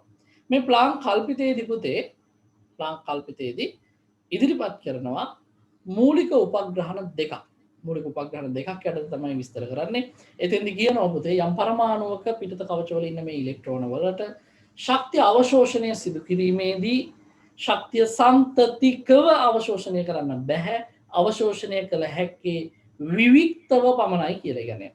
අර 90 ජූල් 1.80 අතර නම් පරාසය ඒ පරාසය තුල තියෙන ඕනම අගයක් නෙමෙයි. යම් අගයක ගුණාකාර. අපි තුන් ජූල් 2 නම් 2 ගුණාකාර 3 නම් 3 ගුණාකාර. අන්න ඒ විදිහට විතරයි මේ ශක්තිය අවශෝෂණය සිද්ධ කරන්න පුළුවන් කියලා. ඒ වගේම පුතේ දෙවනි උපග්‍රහණයේදී විස්තර කරනවා යම් ඉලෙක්ට්‍රෝනයක් ශක්තිය අවශෝෂණයක් සිද්ධ කරනවා නම් අපි දන්න ශක්ති මට්ටමක ඉඳගෙන එයාට එක කරන්න බෑ. ඒ අවශෝෂණය සිද්ධ කරන මොහොතේදී යා ඒ ශක්ති මට්ටමින් ගිහිල්ලා තියෙන්න ඕන. ඒ කියන්නේ තුන්වෙනි ශක්ති මට්ටම නිකමට හිතමු තුන්වෙනි ශක්ති මට්ටම කියලා මට්ටමක් තියතොත් එයාට ඒක ඉඳගෙන මේක කරන්න බෑ. යා මේක ඉඳගෙන මේ වැඩේ කරන්නේ නෑ. හතරට යන්න නම් එයාට ශක්තිය ඕන. එයා මේ ශක්තිය අවශෝෂණය සිද්ධ කරන ෂණකින් මේ තුන්වෙනි එකෙන් මිදලා හතරවෙනි ශක්ති මට්ටමට යනවා කියලා. හරි. ඉතින් ඕක තමයි මූලික උපග්‍රහණ දෙක. හරි. අපි ඒක පිළිබඳව පොඩ්ඩක් කතා කරමු. ඔය සටහනටම ලියන්න දරුවනේ මෙහෙම ප්ලාන්ක්ගේ සූත්‍රය ඊළඟ ඡේද විදිහට ලියන්න. ප්ලාන්ක්ගේ සූත්‍රය ආරම්භයේදී ප්ලාන්ක්ගේ සූත්‍රය ආරම්භයේදී ප්ලාන්ක්ගේ සූත්‍රය ආරම්භයේදී ආනුභාවික ප්ලාන්ක්ගේ සූත්‍රය ආරම්භයේදී ආනුභාවික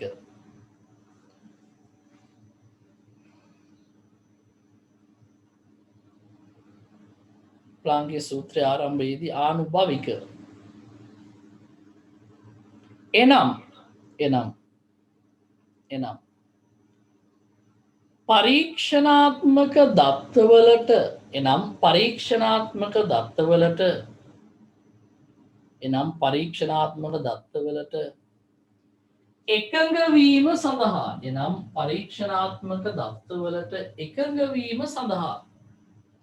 එනම් පරීක්ෂණාත්මක දත්තවලට එකඟවීම සඳහා සකසාගත් එකක් විය. පරීක්ෂණාත්මක දත්තවලට එකඟවීම සඳහා සකසාගත් එකක් විය. වෙන පාටකින් ලියන්න පුතේ. ප්ලාන්ක්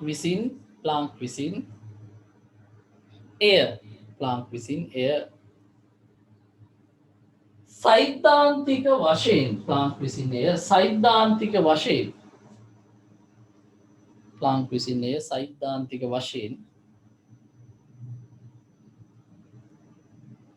ව්‍යුත්පන්න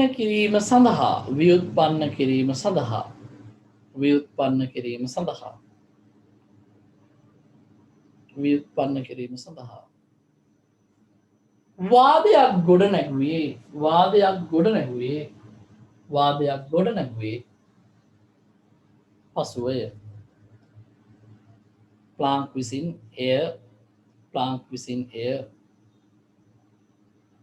සෛද්ධාන්තික වශයෙන් ව්‍යුත්පන්න කිරීම සඳහා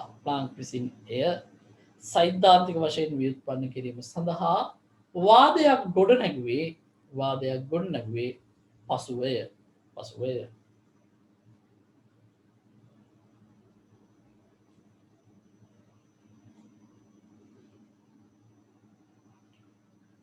මෙම වාදය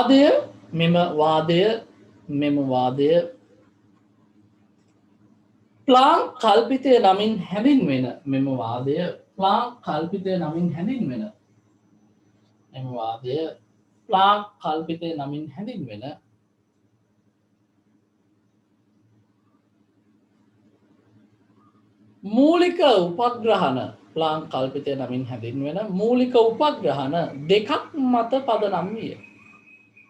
මෙම වාදය ප්ලාන්ක් කල්පිතය නමින් හැඳින්වෙන මූලික උපග්‍රහණ දෙකක් මත පදනම් විය.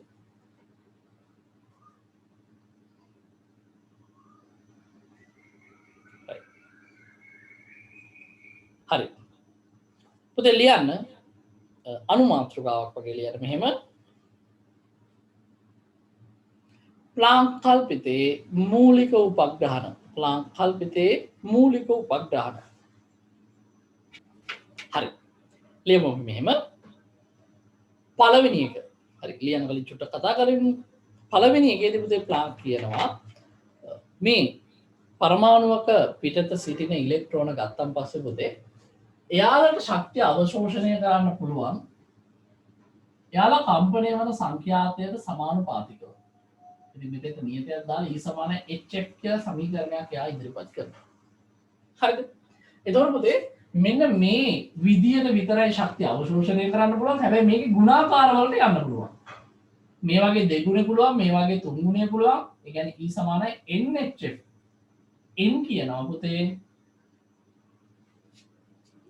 1 2 3 ආදී පූර්ණ සංඛ්‍යාවලට හරිද මේ n ට කියනවා අපි ක්වොන්ටම් අංකය කියලා හරි අපි ඉස්සරහට කතා කරමු එහෙනම් මෙන්න මේ අගයෙන් පමණයි ශක්තිය අවශෝෂණය සිද්ධ කරන්න පුළුවන්. ඒ කියන්නේ යාගේ සංඛ්‍යාතයේ වාරයක් h h අපි කියනවා ප්ලාන්ක් නියතය කියලා. හරි h කියන්නේ ප්ලාන්ක් නියතය. එතකොට ඔන්න පරමාණුවක් වටේ ඉලෙක්ට්‍රෝනයක් යම් සංඛ්‍යාතයකින් කම්පණය වෙමින් ඉන්නවා නම් ඒ සංඛ්‍යාතය අපි දන්නවා නම් ප්ලාන්ක් නියතය පුතේ අපි දන්නවා නම් අපිට පුළුවන් එයාට ශක්තිය අවශෝෂණය කර හැකි ගුණාකාරය කොච්චරද කියලා හොයන්න. ඉතින් ඒ ගුණාකාරයේ hf අගේ අපි හිතමුකෝ ජූල් 2යි කියලා. එහෙනම් ඒකේ පූර්ණ ගුණාකාර වෙන විදිහට ශක්තිය අවශෝෂණයක් හෝ ශක්ති විමෝචනයක් සිද්ධ කරන්න පුළුවන්. ඒ කියන්නේ පුතේ hf වගේ ජූල් 2යි නම් යාට ජූල් 2 උරා ගන්න පුළුවන්. අපව 3 බෑ 4 උරා ගන්න පුළුවන්. 5 බෑ 6 උරා ගන්න පුළුවන්. ඒ වගේම විමෝචනය කරනකොටත් පුතේ ජූල් 20ක් විමෝචනය කරන්න පුළුවන්. හැබැයි ජූල් 19ක් විමෝචනය කරන්නත් බෑ. 18.1ක් විමෝචනය කරන්නත් බෑ. විමෝචනය කරන්න පුළුවන් 20න් පස්සේ 18. පැහැදිලිද දරුවනේ? රයිට්. ඕක තමයි පුතේ ප්ලාන්ක්ගේ පළවෙනි උපග්‍රහණයේ අදහස වෙන්නේ. ලියන්න පුතේ අංක 1 දාලා කෘෂ්ණ වස්තු විකිරණය සමග කෘෂ්ණ වස්තු විකිරණය සමග කෘෂ්ණ වස්තු විකිරණය සමග කෘෂ්ණ වස්තු විකිරණය සමග තාපජ සමතුලිතතාවේ කෘෂ්ණ වස්තු විකිරණය සමග තාපජ සමතුලිතතාවේ පවත්නා පරමාණුක වරහන් ඇතුලේ හෝ අණුක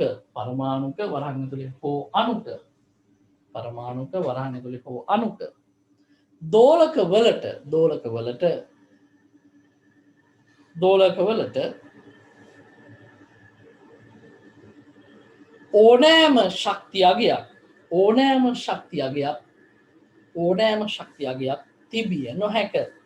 ඕනෑම ශක්තියගයක් තිබිය නොහැක. ඒවාට තිබිය හැක්කේ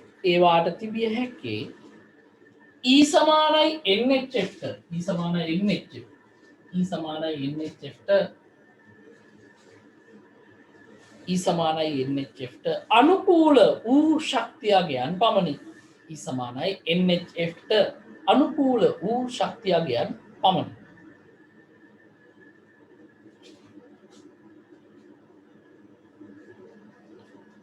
E සමානයි NHF ට අනුකූල වූ ශක්තියගයන් පමණි. හරි නේද පුතේ? රයිට්. එහෙනම් E කියන්නේ මොකද්ද පුතේ? E කියන්නේ ශක්තිය. මේක ලියලා මේ ටික ලියා ගමු. H Planck නියතය.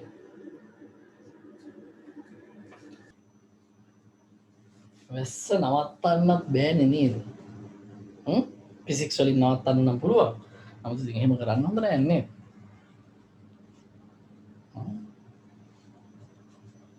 රයිට්. උදේට යටින් අපි පොඩි සටහනක් දාගමු. සර් n ට ගන්න පුළුවන් අගයන් ගැන පොඩ්ඩක් ආයෙ කියන්න. මොකද n කියලා ගන්නේ n කියන්නේ ක්වොන්ටම් අංකය. ඒක පුතේ පූර්ණ සංඛ්‍යාවක් වෙනවා. ඒ කියන්නේ ශක්ති මට්ටම ගන්න දෙකවෙනි එකද තුන්වෙනි එකද හතරවෙනි එකද ඒ විදිහට පුතේ. එතකොට 4.3 වෙනි එක කියලා එකක් අපි ගන්නෙ නෑ. එතකොට ඒක පූර්ණ සංඛ්‍යාවක් වෙනවා. 10ට විතර පොඩි ඉන්ටර්වල් එකක් දෙන්නකෝ S2 රිදෙනවා. සර් එක දිගටම ඉද්දි 10ට විතර බලමු. 10ට. හරි. යටි ලියන්න පුතේ පොඩි සටහනක්. මෙහෙම ලියන්න. බඩගිනි ටියුට් එකත් එක්කම බනිස් ගෙඩියක් හරි මොකක් හරි දාලා ඉවන්න නේද? හරි. ලියන්න පුතේ. බඩගිනි කියලා දාලා තියෙන දරුවේ. බඩගිනි හැදෙනවා තමයි මිනිස්සුන්ට. හරි. අපි ලියමු පුතේ සටහන්. ලියන්න මෙහෙම යටි.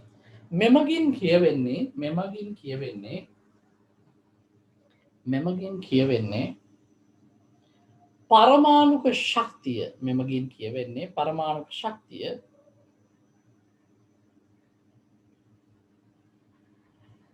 මෙමගින් කියවෙන්නේ පරමාණුක ශක්තිය කොන්ටීකරණය වී ඇති බවයි පරමාණුක ශක්තිය කොන්ටීකරණය වී ඇති බවයි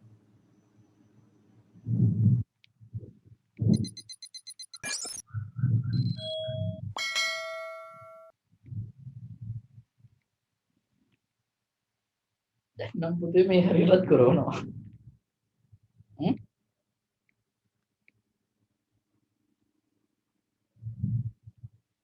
කියන ගහයිද දන්නේ නැහැ ඔන්න වැස්සක් පටන් බලමු හරි පුතේ එතකොට මේ කියවෙන්නේ මොකද්ද මෙතන මේ ශක්තිය කොන්ටීකරණය වෙලා තියෙනවා කියලා. ඒ කියන්නේ පුතේ ශක්තිය තියෙන්නේ අර කොටස් වශයෙන්. ශක්ති කැටිති විදියට තමයි ශක්තිය තියෙන්නේ කියලා මේ ඉදිරිපත් කරන මතයත් එක්ක පුතේ ඒ කියන්නේ මේ මතය තුල තියෙන මේ වගේ අදහසක් ශක්තිය තියෙන්නේ කැටිති වශයෙන්. හරි. right. අපි ලියමු මෙමගින් කියවෙන පරමාණු ශක්තිය කොන්ටීකරණය වී ඇති බවයි. එතකොට පුතේ මෙන්න මේ සමීකරණයට අනුව F සංඛ්‍යාතයෙන් simple F සංඛ්‍යාතයකින් කම්පණය වන ඉලෙක්ට්‍රෝනයක් සතුව තියෙන ශක්තිය HF ගුණයක් වෙනවා. HF ගුණිතයට සමානයි. ඉතින් මේ ශක්ති ප්‍රමාණය පුතේ අර ශක්ති මට්ටම් අතර හුවමාරු වීම වෙනකොට අර ශක්ති මට්ටම් ගණනය 1 2 3 අගයන් අනුව ගුණ වෙනවා.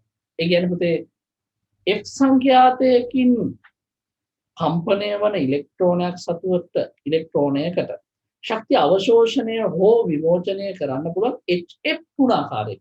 HF අගය යම් ගුණිතයකින් ගුණ වෙලා තමයි කරන්න පුළුවන්. ඒ කියන්නේ යාට පුළුවන් HF ශක්තියක් අවශෝෂණය කරන්න 2යි HF අවශෝෂණය කරන්න පුළුවන් 3යි HF 4යි HF 5යි HF විදිහට අවශෝෂණය කරන්න පුළුවන්. ඒ වගේම පුතේ ශක්ති විමෝචනය සිද්ධ කරනකොට එයාට පුළුවන් 1යි HF 2යි HF 5යි HF මේ වගේ HF ගුණිතයක් වෙන ආකාරයට ශක්ති විමෝචනය සිද්ධ කරන්න. ලියන්න මෙහෙම.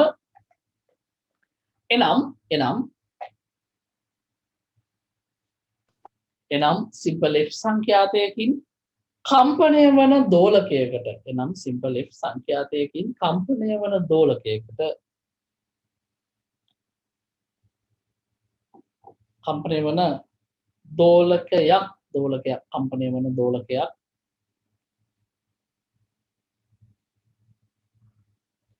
සතුව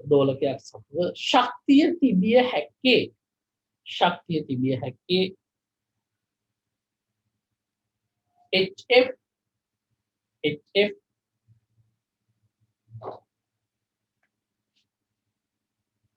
කමා 2යි HF කමා 3යි HF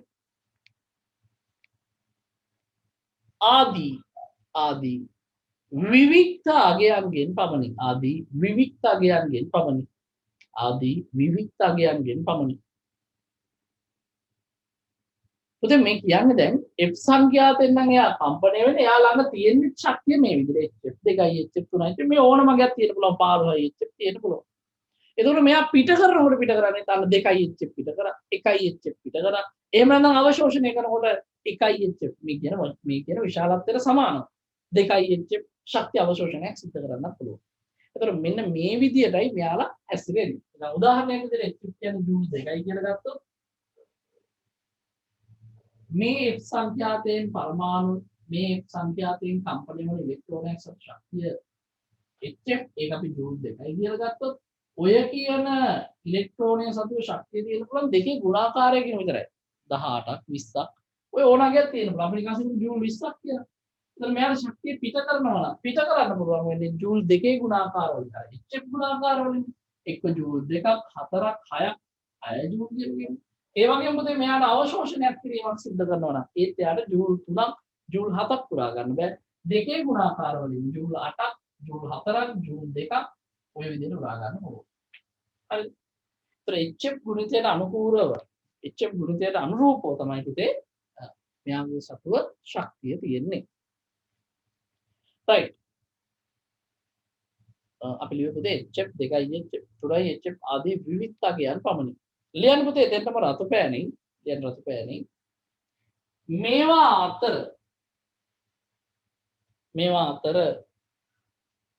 මේවා අතර අනුයාත ශක්තිය අගයන් මේවා අතර අනුයාත ශක්තිය අගයන් මේවා අතර අනුයාත ශක්තිය අගයන් එනම් අනුයාත ශක්ති අගයන් දෙකක් අතර වූ ශක්ති අගයන් එනම් අනුයාත ශක්ති අගයන් දෙකක් අතර වූ ශක්ති අගයන් තිබිය නොහැක right පුතේ දැන් අපි නිගමන හිතමුකෝ ඉලෙක්ට්‍රෝනයක් තියෙනවා කියලා මෙන්න මේ හරිය ශක්ති මට්ටම. ඒතර මෙයා ඉහළ වූ ශක්ති මට්ටමකට යන්න නම් මෙයා අනිවාර්යයෙන්ම ශක්ති අවශෝෂණයක් සිදු කරන්න ඕනේ. එහෙම නැත්නම් පුතේ හිතන්න මෙයාට HF ප්‍රමාණයක ශක්තියක් අවශෝෂණය කරන්න ලැබෙනවා කියලා. අන්න එහෙම අවශෝෂණය කරන්න ලැබුණොත් මෙයා අනිවාර්යයෙන්ම ඔය ශක්ති මට්ටමේ ඉන්නේ නැතුව ඊළඟ ශක්ති මට්ටමට යන්න ඕනේ. ඒක තමයි පුතේ ප්ලාන්ක් කල්පිතේ දෙවන උපග්‍රහණයේදී කියන්නේ. මේ ශක්ති අවශෝෂණයත් එක්ක මෙයා මොකද වෙන්න ඕනේ? ඊළඟ ශක්ති මට්ටමට යන්න ඕනේ. ඒ වගේම පුතේ මේ හරියකින් ඉලෙක්ට්‍රෝනයක් ශක්ති විමෝචනයක් සිදු කරොත් එයා අනිවාර්යයෙන්ම පහළින් පවතින ශක්ති මට්ටමකට එන්නත් ඕනේ. ඒ කියන්නේ පෙර පැවති ශක්ති මට්ටමේ ඉඳගෙනම මේ දේ කරන්න බෑ කියන එක තමයි ප්ලාන්ක්ගේ දෙවනි උපග්‍රහණයේදී විස්තර වුනේ. එතකොට මේ හරිය ඉන්න කෙනෙක් ශක්ති මට්ටම් දෙකක් ඉහළට ගියාම එයා HF වගේ ශක්තිය දෙකක් එන්න HF වගේ දෙගුණයක ශක්තියක් අවශෝෂණය කරලා තියෙනවා.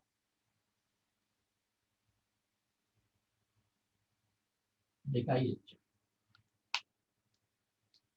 මේ ඉහළ තියෙන ඉලෙක්ට්‍රෝනයක් පහළින් ශක්ති මට්ටම් තුනක් පහළින් තියෙන තැනකට ආවනම් පුතේ එතෙන් එයා HF වගේ තුන් ගුණයක ශක්තියක් විමෝචනය කරලා තියෙනවා. තුනයි HF ශක්තිය විමෝචනය කරලා තියෙනවා. right ලියන්න පුතේ දෙවෙනි උපග්‍රහණය අංක 2 දාන්න. දෙවෙනි එක අපි ලියන්න යන්නේ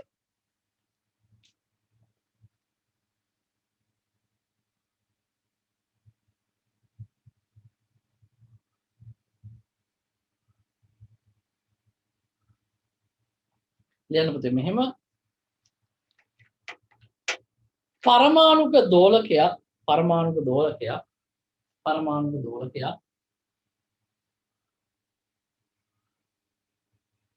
යම් කිසි අනුදත් ශක්ති මට්ටමක පරමාණුක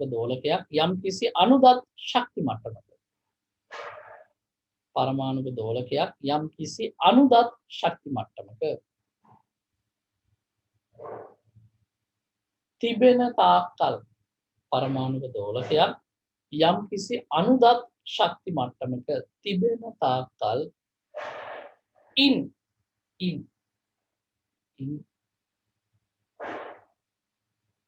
විකිරණ විමෝචනය වීමක්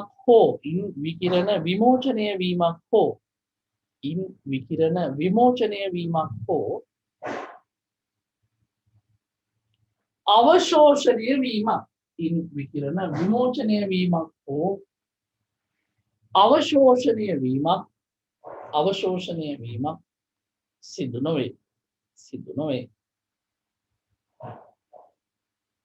සිදු නොවේ. ඒ කියන්නේ යම් ශක්ති මට්ටමක ඉන්න තාක් කල් මෙයාට මේ වැඩේ කරන්න බෑ. හරි. ශක්තිය ලැබුණොත් මෙයා අනිවාර්යයෙන්ම ශක්ති අවශෝෂණය සිද්ධ කරනවත් එක්ක මෙයා ශක්ති මට්ටමෙන් ගිලිහිලා ඊළඟ ශක්ති මට්ටමට යනවා. ඒ වගේම පුතේ ශක්තිය පිට කරනවා නම් යම් අවස්ථාවකදී මේ මොහොතේ මේ ශක්ති මට්ටමින් ගැලවිලා ඊළඟ ශක්ති මට්ටමට එනවා. එහෙත් දෝලකයක්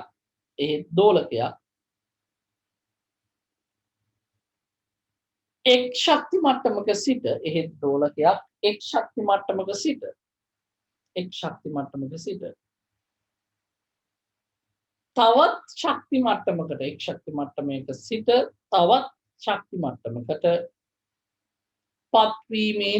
ශක්ති මට්ටමක සිට තවත් ශක්ති මට්ටමකට පත්වීමේදී ශක්ති විමෝචනය වීමක් හෝ ශක්ති විමෝචනය වීමක් හෝ අවශෝෂණය වීමක් ශක්ති විමෝචනය වීමක් හෝ අවශෝෂණය වීමක් සිදුවේ ශක්ති විමෝචනය වීමක් හෝ අවශෝෂණය වීමක් සිදුවේ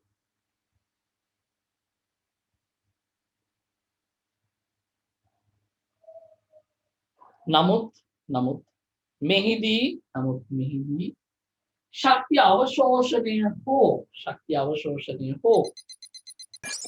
අවශෝෂණය හෝ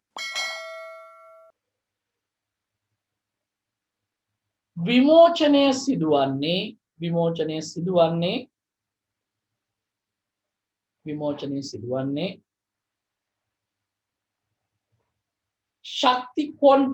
ශක්ති ක්වොන්ටම් අල්කා යන්න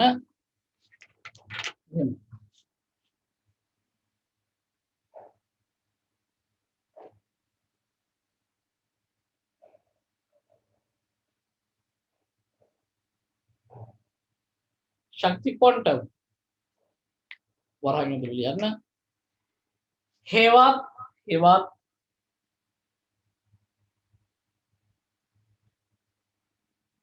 නමුත් මෙහිදී ශක්ති විමෝචනය හෝ අවශෝෂණය සිදුවන්නේ එන්නද කිව්වේ දරුවෙක් අහලා තියෙනවා ආයස්තරයක් මෙහිදී ශක්ති විමෝචනය හෝ අවශෝෂණය සිදුවන්නේ ශක්ති ක්වොන්ටම් වරහන් ඇතුලේ හේවත් ශක්ති කැටිති ඇල ඉරක් පැකට් ශක්ති කැටිති ඇල ඉරක් පැකට් ඔය නම් දෙකක් භාවිතා කරන ශක්ති කැටිති කියලාත් කියනවා පැකට් කියලාත් කියනවා ශක්ති කැටිති ඇල ඉරක් පැකට් වරහන් වහන්න ආකාරයට මිස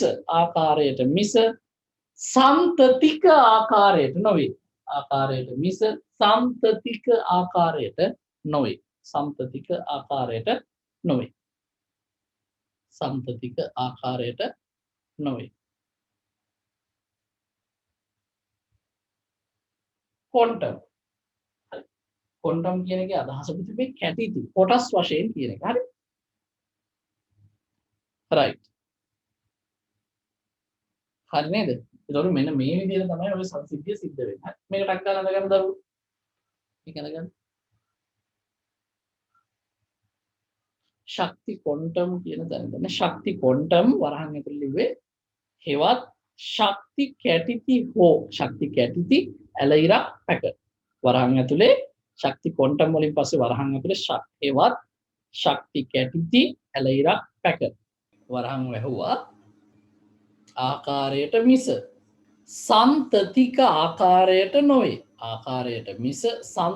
ආකාරයට නොවේ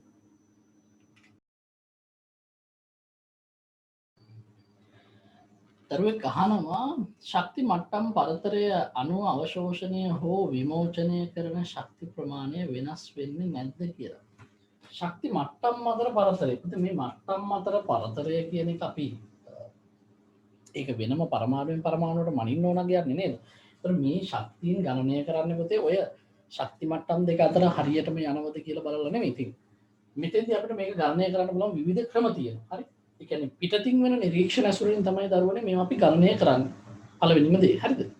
එතකොට පුතේ මේ ආශ්‍රිත අගයන් වලට ගත්ත අගයන් තමයි මේ තියෙන්නේ. එතකොට මේක මේ ශක්ති මට්ටම් පළල අතර තියෙන ගැටලුවක් නෙවෙයි. ඒ කියන්නේ මෙතන ඉඳන් මෙතෙන්ට ගියා. ක්වොන්ටම් අංක වෙනස වෙන්නේ එකයි. දෙකේ ඉඳන් එකට ගියත් එක් ශක්ති මට්ටම අතරනේ කොහොම මාරු වෙන්නේ. හතර ඉඳන් පහට ගියත් ක්වොන්ටම් අංක වෙනස එකයි. එතකොට ඒත් අවශෝෂණය වෙන ශක්ති ප්‍රමාණය HFම තමයි. හරි. ඒත් HFම තමයි. එතකොට මේ පරතරය අනුව ශක්තිය වෙනසක් වෙන්නේ නැහැ. ඒ කියන්නේ ඉහළ දැන් ඒ දරුවෝ අහලා තියෙන්නේ මේ හරියේදී ශක්තියයි මේ හරියේදී ශක්තියයි එක් ශක්ති මට්ටමක් අතර හුවමාරු වෙන්න අවශ්‍ය ශක්තිය වෙනස් වෙනවද කියලා. හරි. එහෙම වෙනස් වෙන්නේ නැහැ. right. හරිනේ දරුවනේ. හරි. එතන යටින් අපි ලියමු සටහන මෙහෙම ලියන්න. තව පොඩි කොටසක් තියෙනවා ලියා ගන්න මෙහෙම ලියන්න. දෝලකයක් එක් ශක්ති මට්ටමක සිට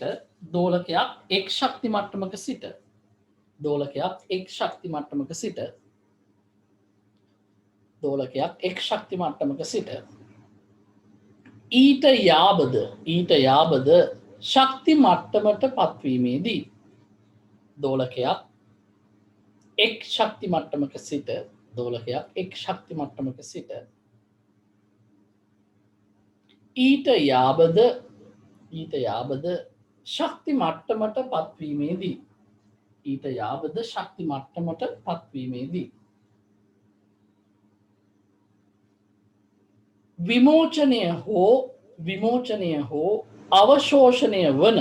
විමෝචනය හෝ අවශෝෂණය වන ශක්ති ප්‍රමාණය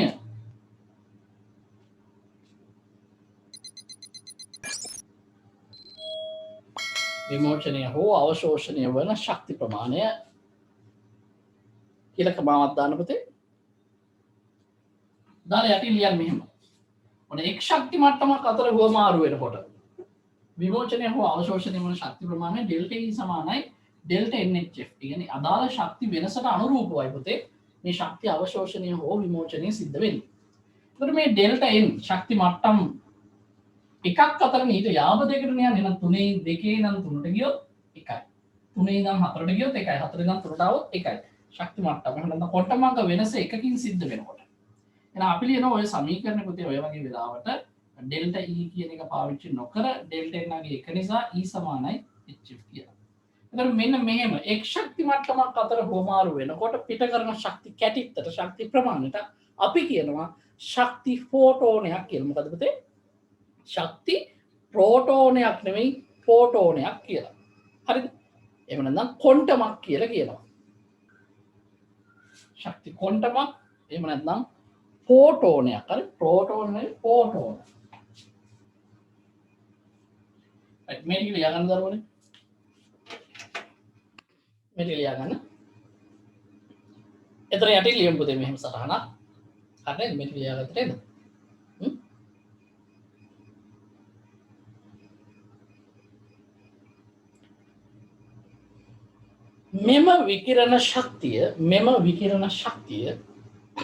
මෙම විකිරණ ශක්තිය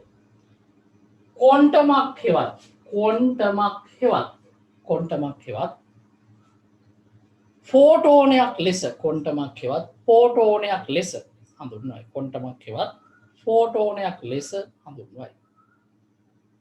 පුතේ දැන් මෙන්න මේ ශක්තිය සතු කොන්ටිනීකරණ ගතිය එබඳ මේ ශක්ති කැටිති වශයෙන් පවතින බව මැක්ස් ප්ලාන්ක්ගේ මතවාදයක්ත් එක්ක ඉදිරියට ආවට පුතේ එවකට හිටපු විද්‍යාඥයෝ කවුරුවත් ගොඩක් අය කැමති වුණේ මේක පිළිගන්න. මොකද හේතුව පුතේ එයාලා ඉගෙනගෙන තිබ්බේ ශක්තිය විවික්තව අවශෝෂණය සහ විමෝචනය කරන්න පුළුවන් කියලානේ නේද? දැන් මැක්ස් ප්ලාන්ක් කියනවා එහෙම නෙවෙයි ශක්තිය අවශෝෂණය හෝ විමෝචනය සිද්ධ වෙන්නේ විවික්තාකාරයට සම්තතිකව නෙවෙයි. එතකොට ඉගැන පුතේ දැන් එවකට හිටපු විද්‍යාඥයෝ විශ්වාස කරා ශක්තිය විවික්තව නෙවෙයි ශක්තිය සම්තතිකව නේද? ප්‍රතිෂ්ඨිත භෞතික විද්‍යාව ඉගෙන ගත්ත විද්‍යාඥයෝ එවකට හිටපු අය විශ්වාස කරේ ශක්තිය සම්තතිකව ඒ කියන්නේ එක දිගට සම්තතික ආකාරයට අවශෝෂණය වෙනවා කියලා නේද? හරි? එතකොට මැක්ස් ප්ලාන්ක්ගේ මතවාදයත් එක්ක ශක්තිය අවශෝෂණය සිද්ධ වෙන්නේ විවික්තවයි කියලා තමයි අදහස් ඉදිරිපත් වුණේ. ඒතර මෙන්න මේ මැක්ස් ප්ලාන්ක්ගේ අදහස හරිද? මේ ප්ලාන්ක් විසින් ඉදිරිපත් කරපු අදහස පිළිගන්න එවකට හිටපු විද්‍යාඥයෝ කැමති වුණේ නැහැ. මොකද එයාලගේ මතවාදය වුණේ එයාලා ඉගෙනගෙන තිබ්බේ. ඒ කියන්නේ එයාලා අධ්‍යයනය කරලා තිබ්බේ ශක්තිය සම්තතික ආකාරයට අවශෝෂණය වෙනවා කියලා. ඉතින් කොටින්ම කිව්වොත් පුතේ ප්ලාන්ක් පවා කැමති වුණේ එයාටම එනවා එයාටම ගොඩනැගෙන මතවාදය තමයි මේ ශක්තිය විවික්තවයි අවශෝෂණය වෙන්නේ කියන එක. නමුත් එයාත් කැමති නෑ එකපාරටම මේක පිළිගන්න. මෙහෙම උත්තරය ආවට Tamanටත් උත්තරේ ෂුවර් නෑ වගේ වැඩක් තමයි ප්ලාන්ක්ට උනේ. හරි? නමුත් ප්ලාන්ක් දිගින් දිගටම මේ විවික්තවයි කියලා එන ප්‍රකාශන අර ශක්තිය සම්තතිකවයි කියලා ආපු ප්‍රතිෂ්ඨිත භෞතික විද්‍යාත්මක සංකල්ප එක්ක මැච් කරන්න උත්සාහ කරා. ඒ දෙක ගලපවන්න උත්සාහ කරා. නමුත් ඒක යාර කරගන්න බැරි වුණා. අන්න එතන අවසානයේදී තමයි මැක්ස් ප්ලාන්ක් ප්‍රතිෂ්ඨිත භෞතික විද්‍යාත්මක සංකල්ප ඇතෑරලා මේ එයාට අලුතින් ආපු ශක්තිය විවික්තවයි අවශෝෂණ විමෝචනය සිද්ධ වෙන්නේ කියන මතවාදත් එක්ක ඉදිරියට ගමන් කරන්නේ. ඉතින් ඊළඟ දේ පුතේ මැක්ස් ප්ලාන්ක් ඔය ඉදිරිපත් කරේ ලැම්ඩා ව්‍යාප්තිය විස්තර කරගන්න ගිහිල්ලා නේද?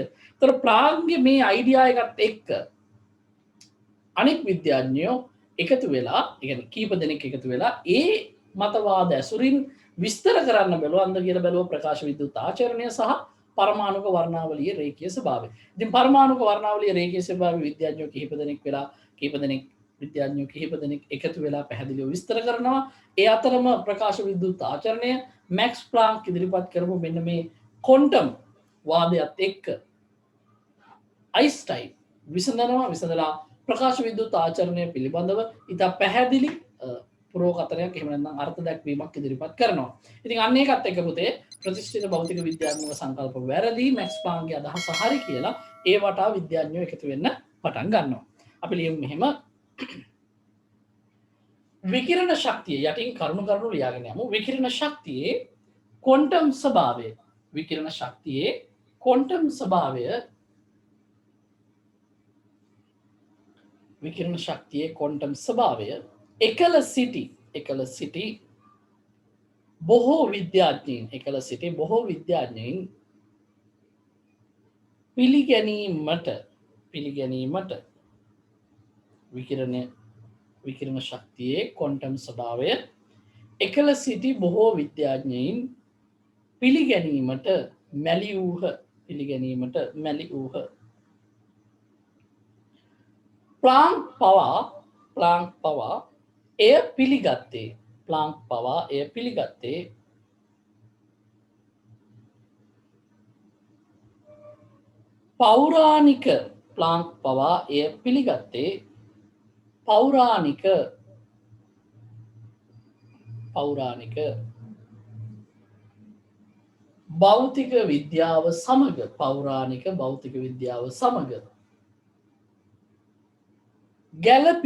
පෞරාණික භෞතික විද්‍යාව සමග ගැලපීමට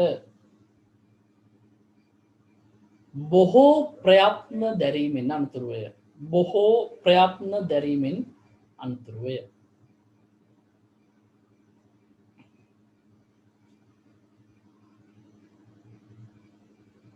එහෙත්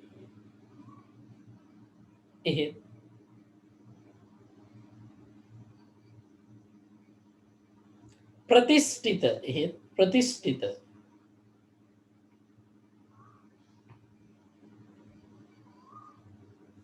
වරහන් ඇතුලේ පුතේ පෞරාණික වරහන් වහන්න භෞතික විද්‍යාවට විස්තර කළ නොහැකි වූ පෞරාණික භෞතික විද්‍යාවට විස්තර කළ නොහැකි වූ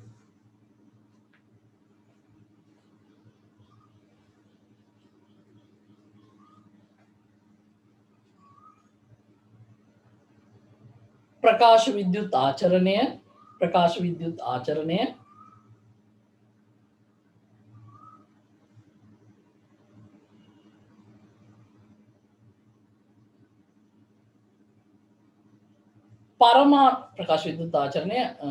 එකමාවක් පරමාණුක වර්ණාවලියේ රේඛීය ස්වභාවය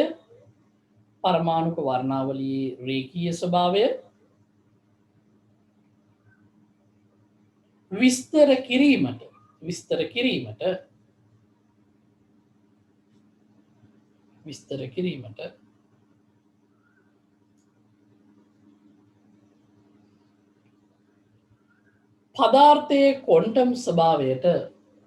පදාර්ථයේ ක්වොන්ටම් ස්වභාවයට හැකි විය.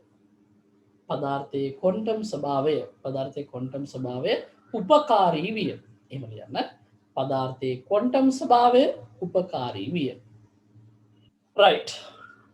හරි. යටින් ලියන්න පුතේ වෙනම මෙහෙම.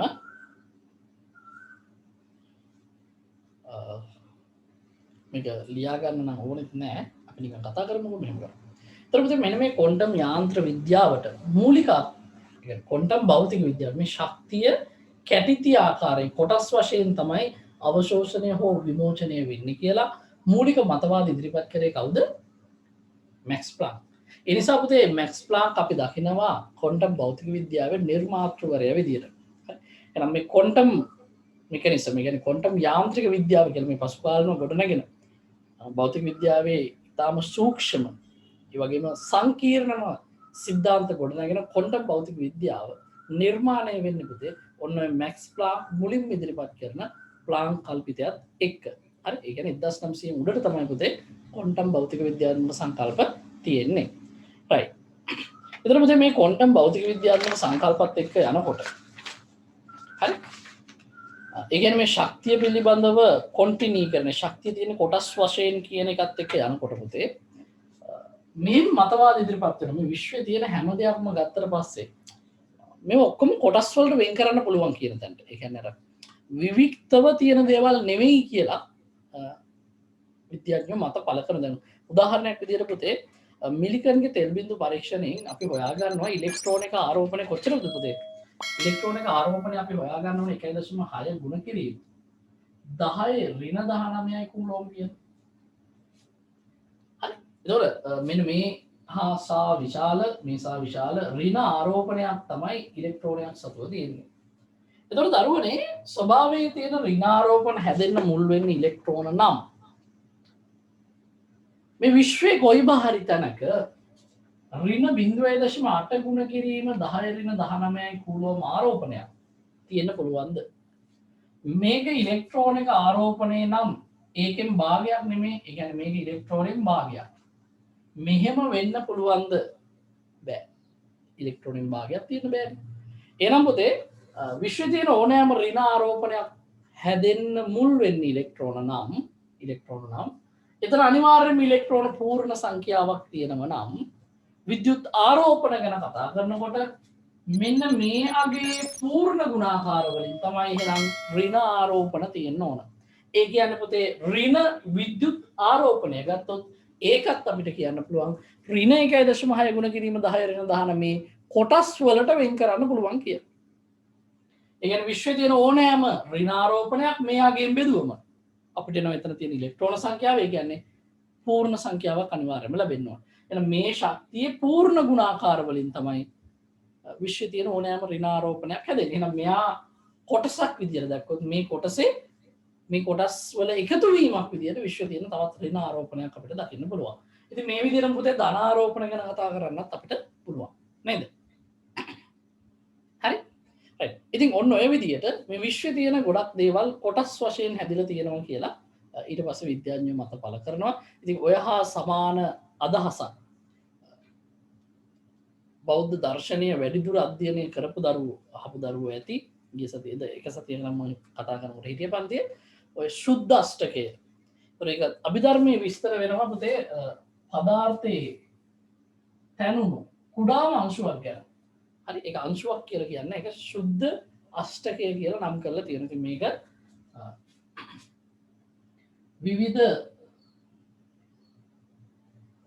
අවස්ථා 8කින් සමන්විත වෙනවා. ඉතින් මම ඒ ගැන කතා කරන්න බලාපොරොත්තු වෙන්නේ. මම කිව්වේ ඔය වගේ මතවාද තියෙනවා කියන එක. හරි.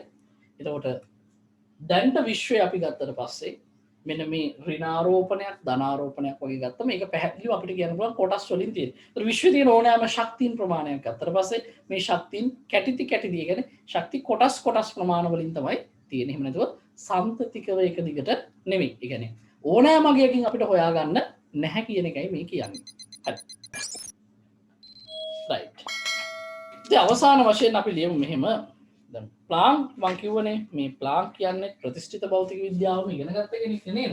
ඒත් පුතේ ප්ලාන්ක් උනත් අර එක සැරේම කැමති නෑ යා දන්න විද්‍යාඥයෝ නිවැරදි කියලා ඔප්පු කරගත්ත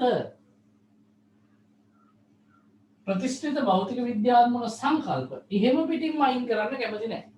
එහෙම එකක් තමයි එහෙම පිටින්ම අයින් කරන්න බැරි වීම. ඒ කියන්නේ එයා එහෙම අයින් කරන්න නම් ප්‍රතිෂ්ඨිත භෞතික විද්‍යාත්මක සංකල්ප වැරදි කියලා ඔප්පු කරන්න එපා පුතේ නේද? ඉතින් ඒක වැරදි කියලා ඔප්පු කරගන්න බැරි වුණොත් එහෙම කරන්න බෑනේ නේද? අන්න ඒ නිසා පුතේ මේ විකිරණ එහෙම නැත්නම් විද්‍යුත් චුම්බක තරංග එයා කියනවා මෙහෙම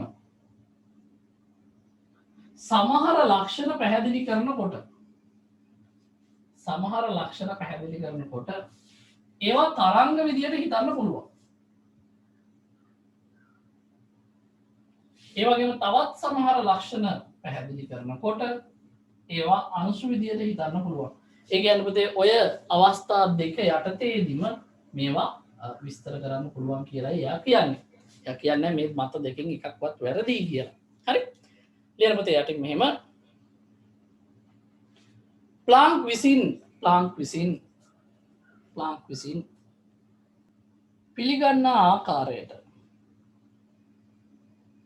ප්ලාන්ක් විසින් පිළිගන්නා ආකාරයට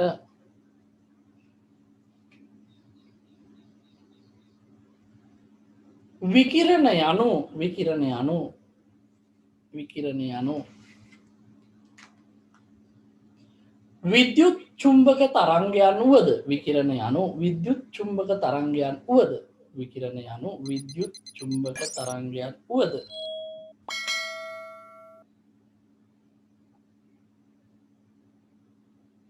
සමහර පරීක්ෂණයන් පැහැදිලි කිරීමේදී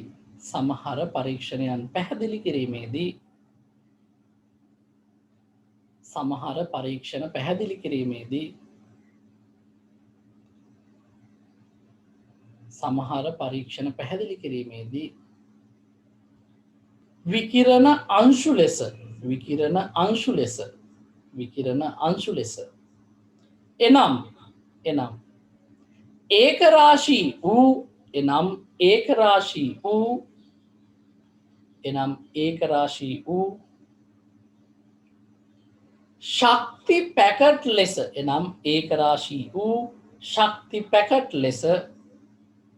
එනම් ඒකරාශී වූ ශක්ති පැකට් ලෙස සැලකීමට සිදුවන බවයි. එනම් ඒකරාශී වූ ශක්ති පැකට් ලෙස සැලකීමට සිදුවන බවයි. ඒක තමයි පුතේ ප්ලාන්ක්ගේ මතය වුණේ. ඒ කියන්නේ පුතේ සමහර සංසිද්ධීන් වලදී ආලෝකය අපි එහෙම නැත්නම් මේ විද්‍යුත් චුම්බක තරංග විකිරණ විද්‍යුත් චුම්බක තරංග කියන්නේ අපි අධ්‍යයනය කරේ තරංග කියලා අපිට ගන්නත් පුළුවන්. උදාහරණයක් විදිහට වර්තනය, පරාවර්තනය, නිරෝධනය වගේ දේවල් ගත්තම. ඒ කියන්නේ මෙන්න මේ තරංගමය ලක්ෂණ ගත්තම විද්‍යුත් චුම්බක තරංග කියන්නේ විකිරණ අපි දැන් අධ්‍යයනය කරේ විද්‍යුත් චුම්බක තරංග කියලා. මේ විද්‍යුත් චුම්බක තරංග ඔන්න ඔය විදිහට තරංග විදිහට දකින්න පුළුවන්. උදාහරණයක් විදිහට පුතේ මේ තියෙන ජනෙල් යන්න. හරි විකිරණ තරංග විදිහට දැක්කොත් ඔන්න ඔය විදිහට තමයි අපි හිතන්න ඕන. ඔය විදිහේ තරංග එන්නේ. විකිරණ තරංග විදිහට දැක්කොත් ඔය විදිහට තමයි එන්නේ. ඒ වගේම පුතේ අංශු විදිහට දැක්කොත් ඔබ මේක තේරුම් ගන්න ඕන මෙන්න මේ විදිහට. ඒ කියන්නේ මේ ශක්ති කැටිටි විදිහට දැක්කොත් මෙන්න මේ විදිහටයි එන්නේ. එතකොට මේ විදිහේ ශක්ති කැටිටි හරියට ජනෙල්ලෙන් චූටි වැලි කැට එන්න වගේ. කවුරු හරි ජනෙල්ලෙන් වැලි ටිකක් ගැහුවා කියලා හිතන්න. ආන්නේ වගේ තමයි එතකොට ආලෝකය අපිට හිතන්න වෙන්නේ. හරි. එතකොට මේ විදිහේ ශක්ති කැටි තියෙනවා. ඉතින් ඕක තමයි පුතේ මේ අර විකිරණය සතු වෙන ගුණාංග. ඒ කියන්නේ විකිරණය සතු ගුණාංග සියල්ලම අධ්‍යයනය කරාට පස්සේ අවසානයේදී ආපු මතවාදේ මොකද්ද මැක්ස් ප්ලාන්ක්ගේ එයා කිව්වා මේක තරංග විදියට දකින්නත් පුළුවන් ඒ වගේම අංශු විදියට දකින්නත් පුළුවන් කියලා. එතන තියෙන ගැටලුව පුතේ මෙහෙමනේ. දැන් අංශුවක් පරාවර්තනය වීම කියන එක ගැටලුවක්. තේරුණා නේද? අංශුවක් පරාවර්තනය වීම කියන එක ගැටලුවක්. තරංගයක් පරාවර්තනය වීම ගැටලුවක් නැති. එහෙනම් ආලෝකේ පරාවර්තනය වෙනවා නම් ආලෝකයේ විද්‍යුත් චුම්බක තරංගයක් නම් අන්න ආලෝකයට තරංගමය ගුණ තියෙනවා. ප්‍රකාශ විද්‍යුත් ආචරණයේදී පුතේ මේ ආලෝකය තරංගයක් කියලා අධ්‍යයනය කරලා කරුණු විස්තර කරන්න ගියොත් එකක්වත් විස්තර කරගන්න බෑ. අපි ඒක ලබන සතිය පටන් ගත්තම කතා කරමු. අන්න එතෙන්දී අංශු කියලා හිතලා විස්තර කරොත් අපිට විස්තර කරගන්න පුළුවන් වෙනවා. අන්න ඒ නිසා ප්‍රකාශ විද්‍යුත් ආචරණය වගේ සංසිද්ධියේ තරංගමය ගුණ ගැන කතා කරන්නේ නැහැ අපි. අංශුමය ගුණ ගැනයි කතා කරන්නේ. හරි. ඉතින් මේ දෙකෙන් අපි උසස් පෙරට ආලෝකය සතු තරංගමය ගුණ පුතේ කතා කරනවා ආලෝකයේ පාඩමේදී අපි දැන්ට ඒක රිවිෂන් එකේ සාකච්ඡා කරලා ඉවරයි. ඒතකොට අංශුමය ගුණ තමයි මෙතනින් එහාට ප්‍රකාශ විද්‍යුත් ආචරණය යටතේදී කතා කරන්නේ ආලෝකයේ සතු එනම් විද්‍යුත් චුම්බක තරංග සතු අංශුමය ගුණයි. හරිද? රයිට්. දරුවෝ ඉක්මනට මේ රූප සටහන ඇඳගන්න ඉක්මන් කරන්න.